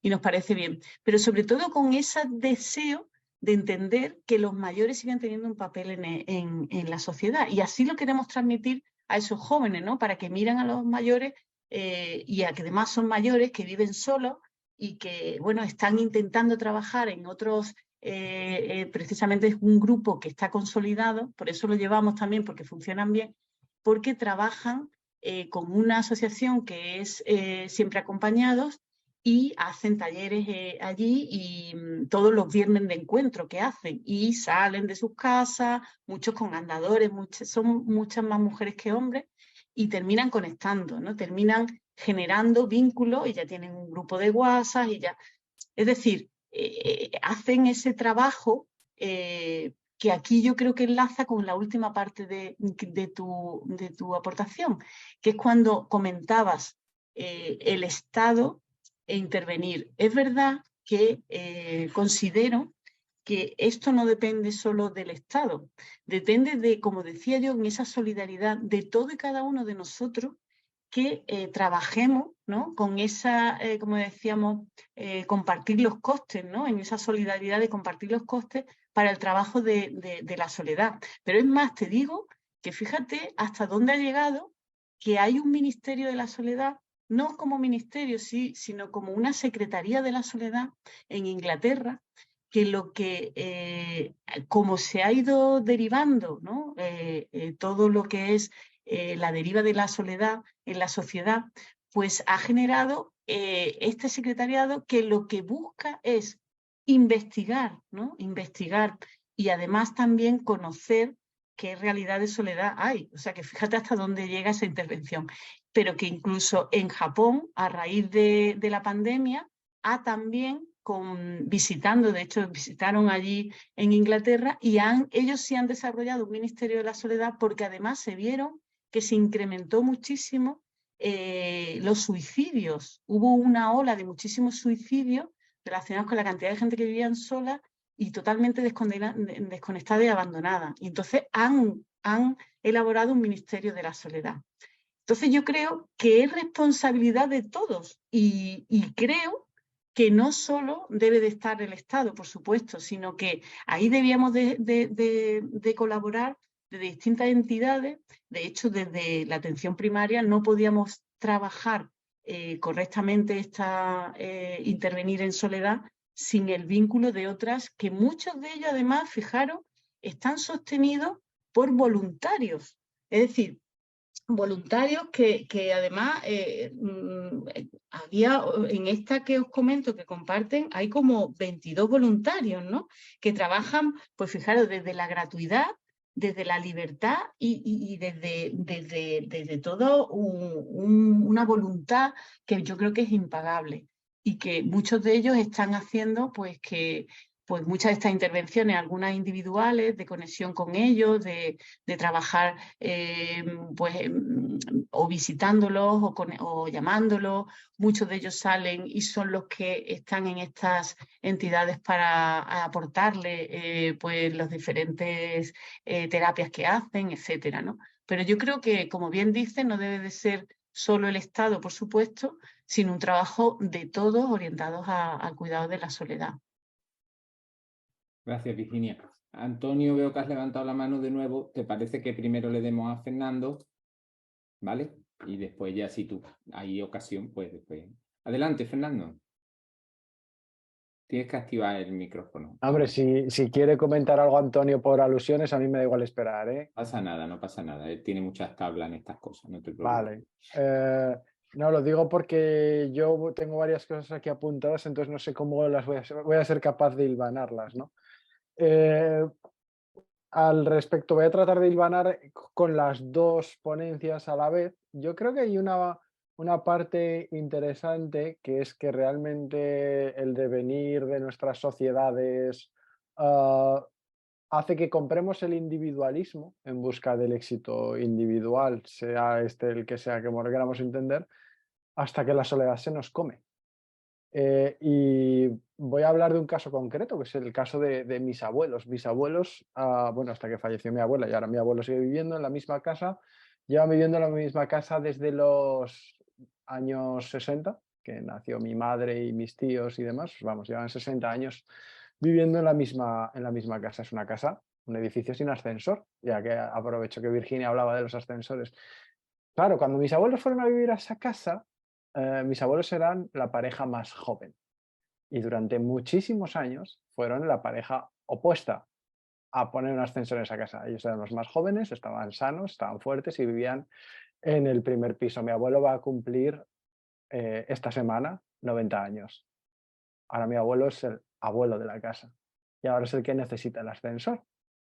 Entonces, claro, por eso digo que compramos el individualismo hasta que se nos ha comido la soledad. Ahora es mi abuelo el que no puede salir de casa, el que tiene problemas, el que ha visto cómo todos sus vecinos han ido envejeciendo y falleciendo en el edificio hasta que se ha convertido él en el más mayor del edificio y ser él el que exige a los más jóvenes el ascensor, ¿no? Entonces, aquí a lo mejor ya podemos empezar yo soy más de tendencias quizá un poco más tendentes al budismo, ¿no? Entonces aquí podemos hablar del karma, si quieres. Pues has estado comprando boletos durante 60 años y ahora te ha tocado la lotería, ¿no? Por cierto, estas navidades han empezado las horas del ascensor en casa de mi abuelo. Lo digo también porque bueno, también pues para llevarlo al podólogo y eso pues va a venir bien. Por otro lado, ha hablado también Virginia del tema claro, una señora, y esto como yo soy profe de farma, pues lo quiero comentar. Esta señora que hablabas que le han pautado antidepresivos y ella dice no estoy deprimida. El otro día leía un trabajo entre personas en tratamiento antidepresivo con depresión y en tratamiento antidepresivo sin depresión. A mí me explotó la cabeza, ya digo, pero vamos a ver, si es un antidepresivo, se lo pones a gente ya sin depresión. Y es el caso que estabas comentando. ¿Qué ocurre? Que una caja de Prozac para un mes vale menos de 9 euros. O sea, si nos planteamos, aunque sean intervenciones cada 2 semanas individuales, estoy seguro de que el coste es mayor, aunque luego la intervención se termine y el Prozac lo dejemos durante 20 años, que está, por cierto, mal indicado de esa manera. Por otro lado, me ha hecho mucha gracia lo que dice Antonio, que no ha tenido la sensación nunca de soledad. Esto está muy bien y lo voy a hilvanar con otra profesional de la psicología, que ha desarrollado un concepto relacionado con la compasión que decía Virginia, que es el concepto de autocompasión, y es Christine Neff, no sé si la conocéis, es una autora estadounidense, y para ella la autocompasión la establece basada en 3 pilares. Una de ellas es la autoamabilidad, es tratarnos con amabilidad cuando estamos sufriendo. Otra parte es la conciencia, que yo creo que estaría relacionado con lo que habéis hablado, Adolfo, Fernando, Antonio y demás, con ese donde acaba ese yo reflexivo, que es el que se da cuenta, ¿no? Que al final es la propia conciencia. Y un tercer pilar que es la humanidad compartida. Entonces, a partir de estos 3 pilares, establece la medida de lo que ella denomina autocompasión y claro, ella dice que esto es simplemente tratarnos de la misma manera a nosotros mismos cuando sufrimos que tratamos a los demás cuando sufren. No tiene nada que ver con estar lloriqueando todo el día por un rincón, sino simplemente eso, ¿no? El tratarnos de la mejor manera posible. ¿A dónde voy con todo esto? A que es necesario es experimentar esa compasión para con nosotros mismos para luego ser capaz de aplicar compasión de verdad con los demás. Y yo creo que la labor enfermera aquí tiene mucho que decir en estos temas, porque al final el trabajo enfermero o aunque no sea ejecutado por enfermeras, todos estos acompañamientos que comentaba Virginia, ejecutados por personal que es voluntario, se basa en un acto de compasión pura, realmente. Uno va ahí a ayudar a personas que necesitan ayuda sin cobrar y compro desde luego la premisa de Antonio de que el Estado no debería hacerse cargo de la soledad, porque al final, fíjate, un ministerio, una Secretaría de Estado de la soledad. Estoy casi convencido que eso va a acabar en una burocratización tan grande que al final el que necesite abordar su soledad se va a sentir solo en rellenar los papeles. Antes de decir, vale, me siento solo porque me siento solo y estoy buscando ayuda porque me siento solo. Entonces, cuando tenga que hacer los papeles para pedir la ayuda, se va a sentir más solo todavía. Mi humilde opinión. Y ya me callo que llevo hablando mucho rato. Gracias a los ponentes. Bueno, gracias Fernando. Muy bien.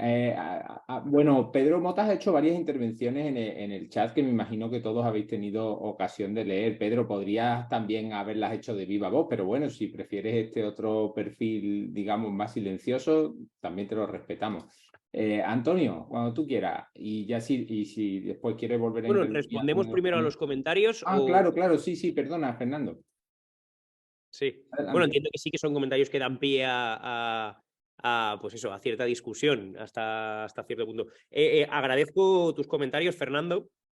Y por un lado, entiendo que la primera parte, en relación con lo que, o sea, de lo que decías, tenía relación con mi propuesta o con la propuesta emersoniana que yo recogía acerca de la soledad o no.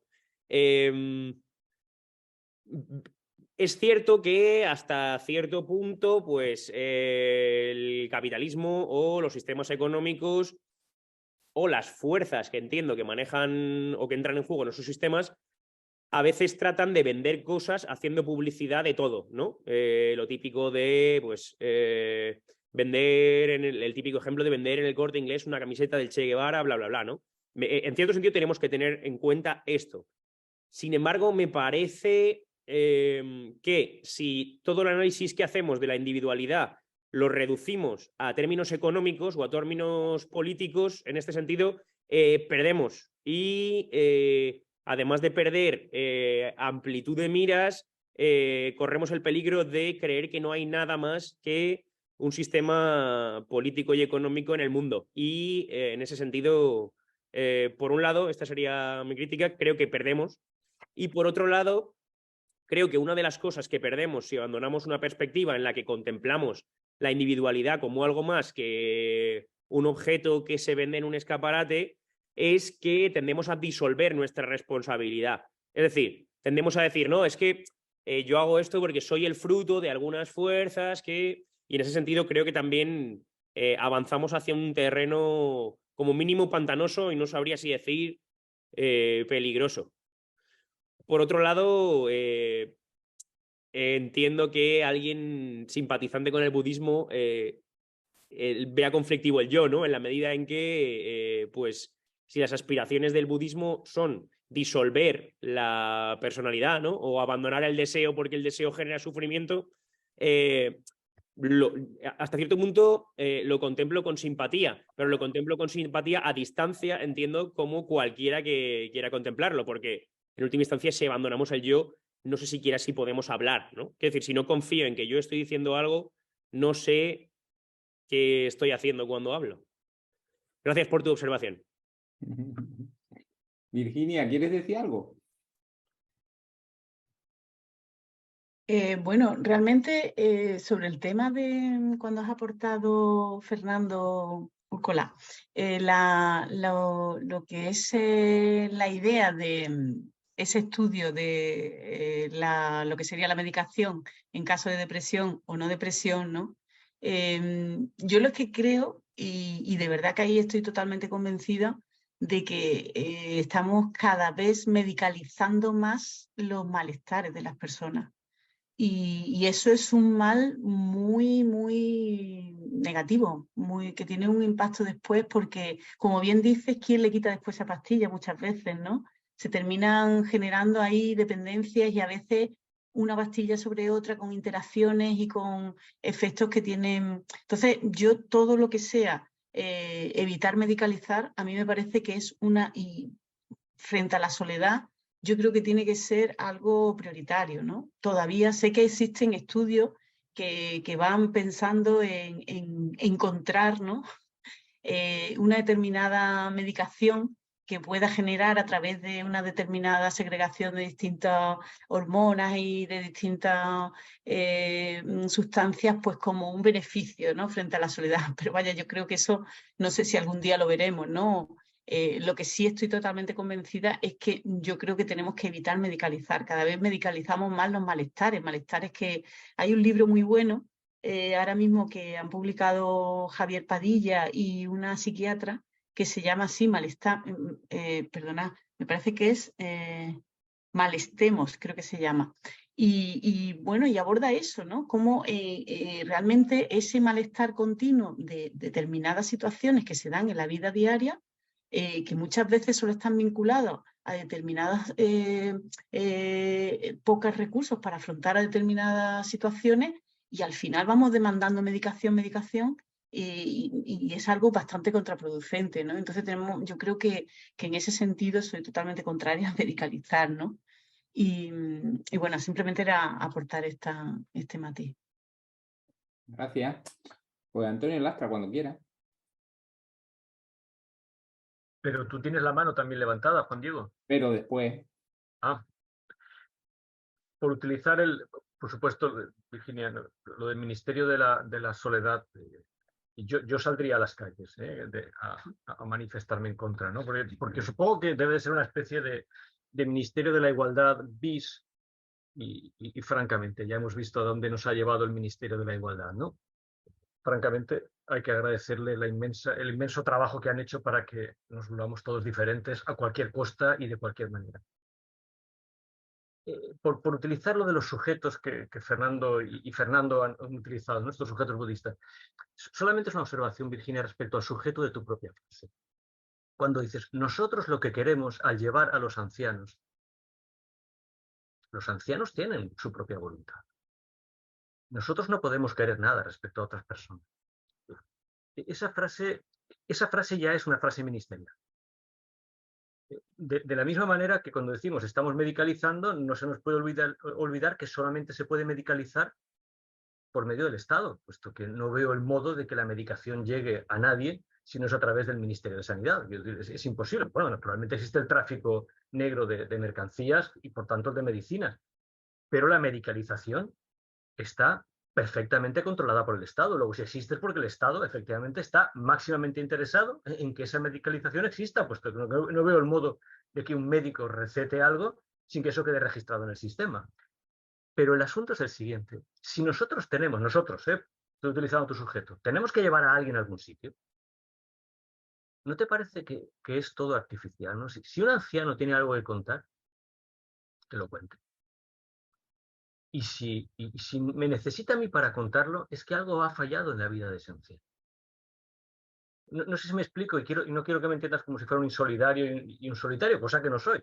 Y aquí hay muchos amigos míos. Quiero decir que las personas tienen que hacer todo lo posible por hacer todo lo posible.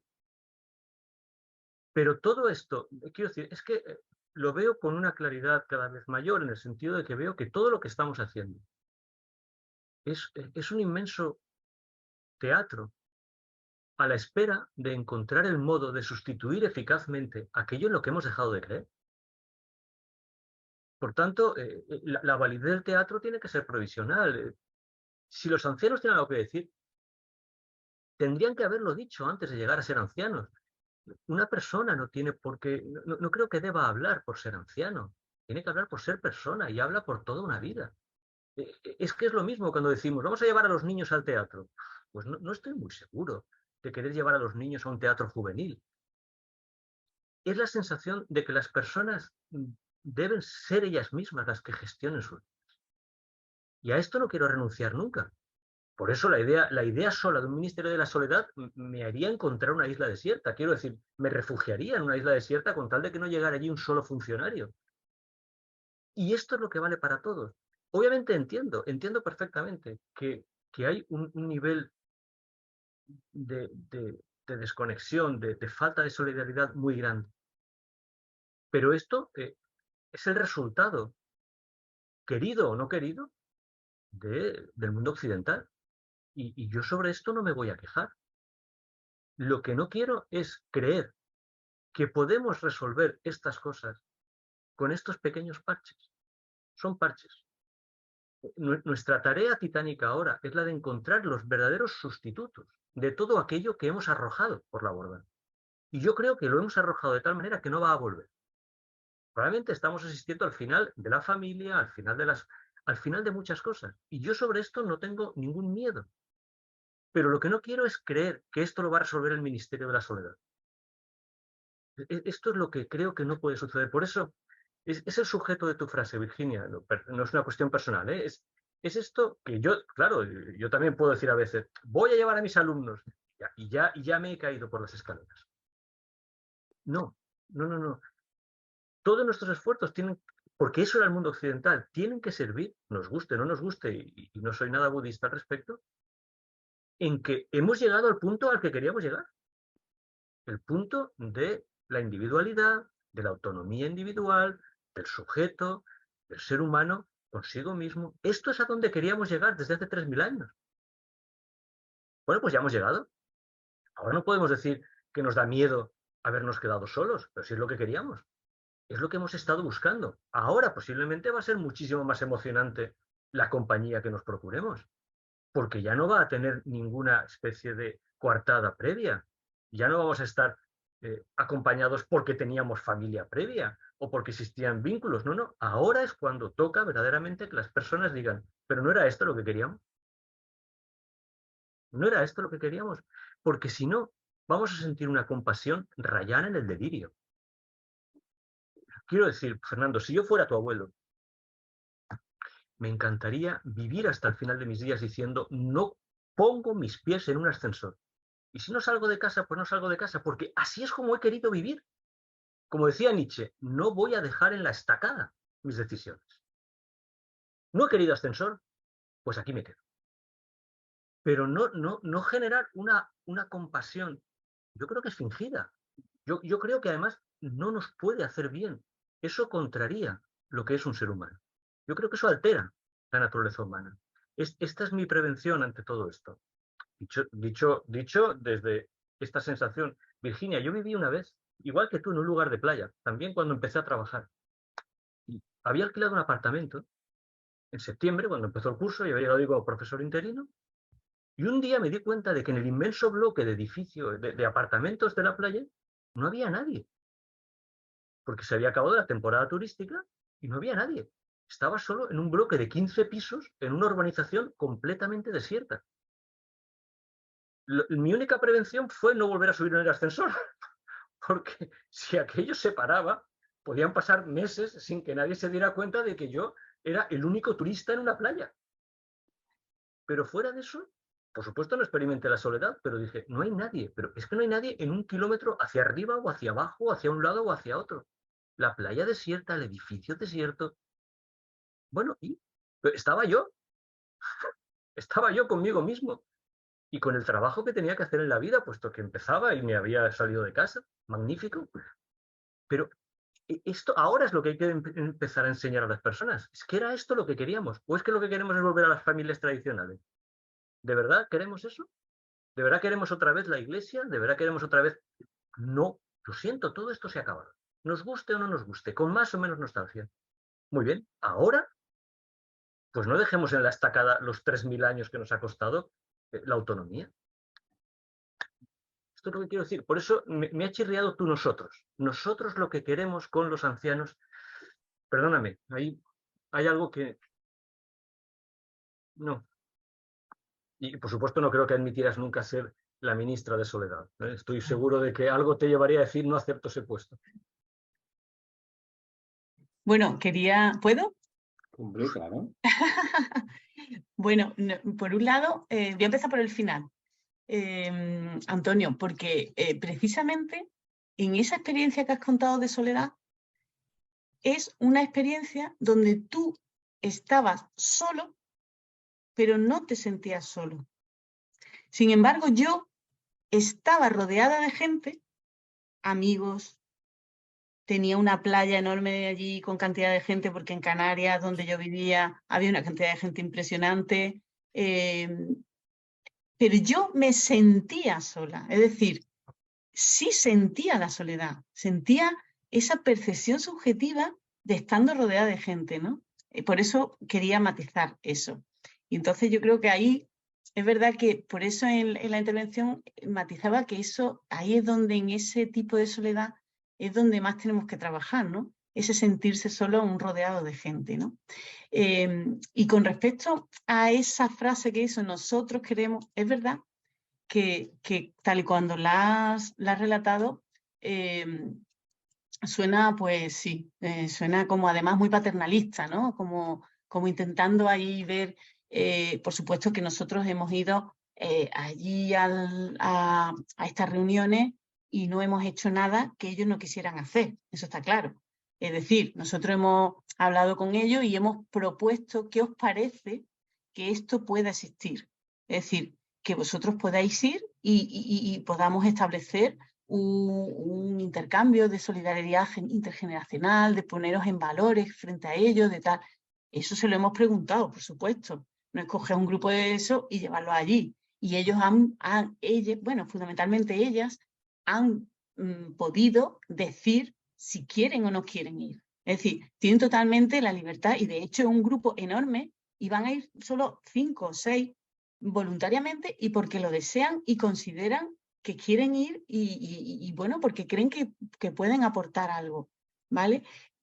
Que no es totalmente impositivo decir, cogemos a estas personas, no, ¿vale? Eso pensaba que quedaba claro, ¿no? Pero te lo quería matizar porque lógicamente es así. Y en el momento en que ellos no han dado respuesta de decir, sí, queremos ir, es cuando hemos establecido todo el resto bueno, pues del desarrollo de la actividad, ¿no? Si no, imposible pensar que eso se hubiera llevado a efecto. Eso también. Y bueno, y nada más, era por matizarlo. Y gracias, Antonio, por tus reflexiones.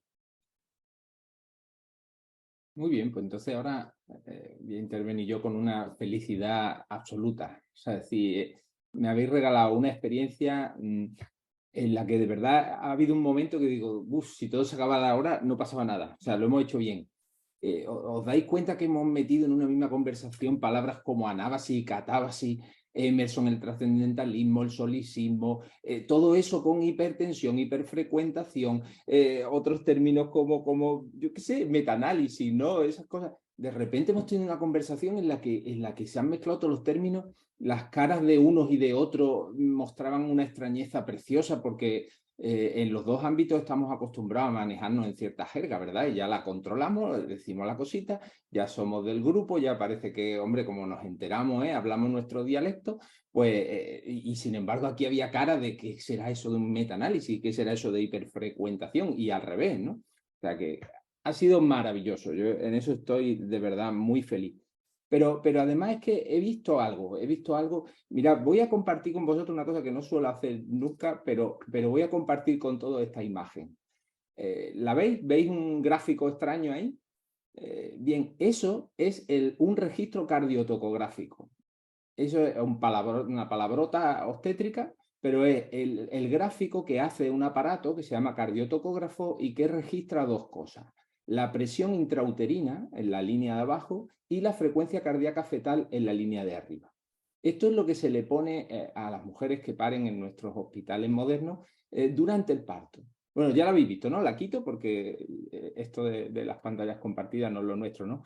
Pero fijaros qué maravilla. ¿Os habéis dado cuenta de eso? Porque cuando Fernando decía, y Fernando Vidagain, ¿no? Y hay un matiz que quiero hacerte, o creo que debemos hacer, ¿no? Tú decías, la anábasis, el ascenso hacia uno mismo, ¿no? Yo no diría eso, yo diría el ascenso hacia la idea del bien.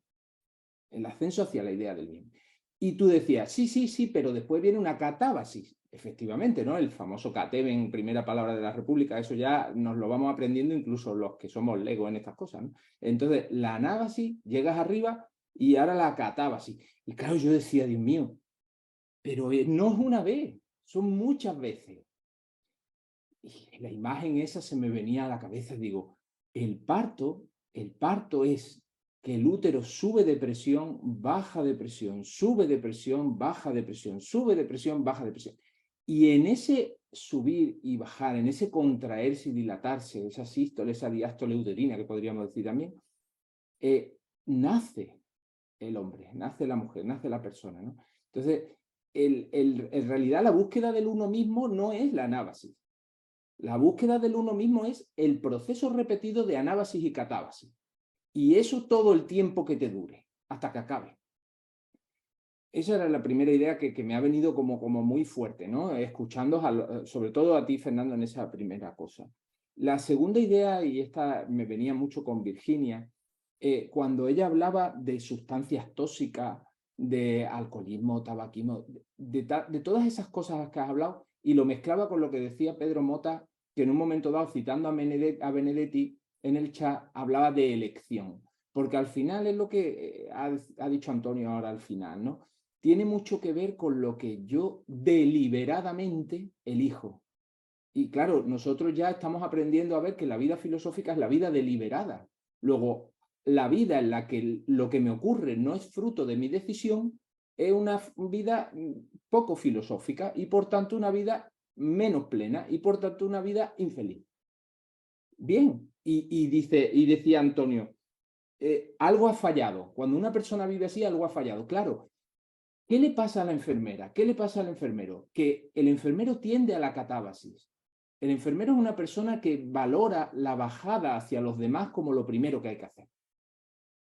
Y entonces hace cosas con la mejor intención, ¿no? Ese Virginia, nosotros vamos a llevarlo para... Sí, con la mejor intención. Yo voy a ayudarte. Claro, ¿qué ocurre?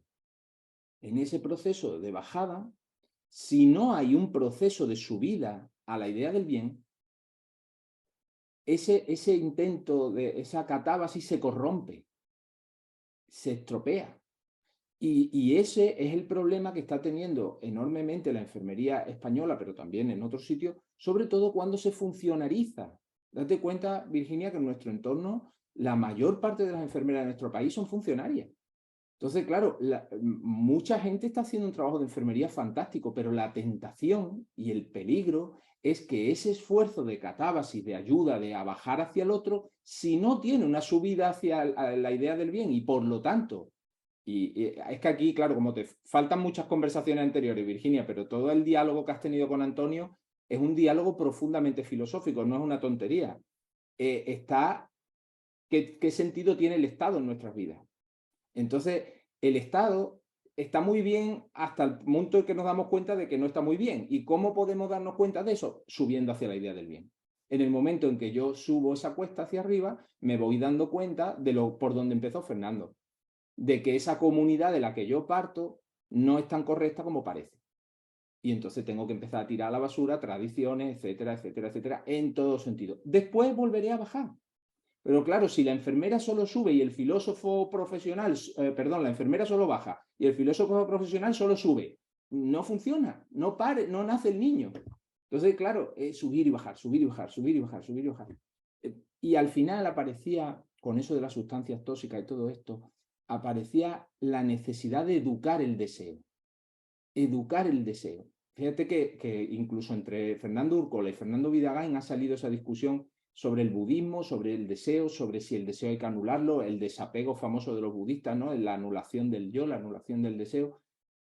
Todo eso está ahí. O sea, fijaros la plenitud de conversación que hemos tenido, donde los ejes fundamentales de la filosofía, es decir, el poder ascender hacia el conocimiento de la verdad, de la idea del bien, el bajar hacia los demás, no quedarme ahí arriba, bajar a la caverna, y en ese proceso educar mi deseo y ayudar al otro a educar el suyo, me parece que hemos dado una lección hoy, nos hemos dado una lección a nosotros mismos de cómo podemos, mezclando gente distinta, tocar todos los temas esenciales.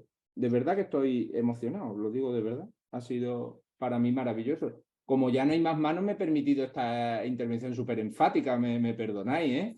Pero lo del subir y bajar, y al final nace una criatura, ¡oh, qué maravilla! ¿No? Ahora, ojo, decirle a una parturienta que eso es fácil. Sí, ya. Pero fijaros, y ya termino, ¿eh? La mujer que asume su parto, desde el deseo de tener ese hijo, y participando activamente de ese proceso, no como algo que me cae encima, sino como algo en lo que yo voy a poner lo que tengo, esa mujer pare bien. Pare bien, aunque tarde 27 horas en parir. Y hay un montón de mujeres que nos van a escuchar y van a decir, eso me ha pasado a mí. He sufrido, pero he parido bien. Y sin embargo, la que el parto le cae encima y no lo acepta deliberadamente, aunque el parto dura 1 hora y media, y lo he vivido 1000 veces, he acompañado a muchas mujeres que han parido en 1 hora y se han vivido el parto como un desastre. Y no es la condición externa, es cómo yo me sitúo ante eso. Pero bueno, ha sido un verdadero placer, son las 7:30, no hay más manos. Os doy la palabra a vosotros dos para que cerréis, me habéis hecho inmensamente feliz. Muchas gracias, no hay dinero con el que pagaros esto esta tarde. Adelante. Bueno, Juan Diego, yo celebro también esta charla tan fructífera y divertida que has organizado, igual que te celebrabas tú, ¿no? Que celebrabas tú la charla a la Whitman, yo también la celebro.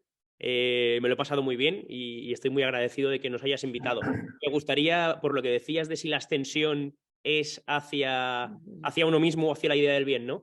Creo que en el fondo son la misma cuestión. Quiero decir, uno no puede contemplar la idea del bien sin conocerse a sí mismo. Es como, por decirlo con un pequeño chiste, ¿no? Es como este que va al médico y dice, doctor, me duele aquí, aquí, aquí, aquí, aquí. Y dice, lo que te pasa es que te has roto el dedo, ¿no? En ese sentido, creo que uno no puede contemplar eso que llamamos idea del bien, sino es capaz de saber con qué está contemplándolo, ¿no? Que es en última instancia el mismo. Y por mi parte nada más, agradeceros otra vez tanto vuestra participación como la invitación y seguimos hablando. Muchas gracias. Gracias, Fernando. Fernando, Fernando, agradecer a Fernando su ponencia, como he dicho antes, y Juan Diego, agradecerte también la participación. La verdad que también he disfrutado muchísimo y además que siempre, últimamente me pasa, de hecho, en el proyecto de investigación muchos son filósofos. Cada vez que me rodeo de filósofos siempre se lo digo a ellos que es un proceso de crecimiento y de aprendizaje, ¿no? Entonces, pues no puedo estar más que agradecida y me ha pasado también que he disfrutado muchísimo, que además es una oportunidad estupenda y que nada, seguiremos trabajando todo lo mejor que podamos, siendo todo posiblemente sensibles con el tema para ser intervencionistas sin ser tan paternalistas y permitiendo que las personas pongan pues su decisión por delante, como no puede ser de otra manera. Y nada, que muchísimas gracias, de verdad, ha sido todo un placer. Muy bien, pues gracias a ambos. Quedamos todos invitados, algunas personas hoy venían por primera vez, pero que se lleven una buena impresión. Y quedamos todos invitados a participar de la siguiente sesión, que será el día 15 de marzo a las 5:30, y trataremos la palabra respeto con los profesores Ismael Romero y Mercedes Pérez Díaz del Corral. Así que gracias a todos y hasta pronto.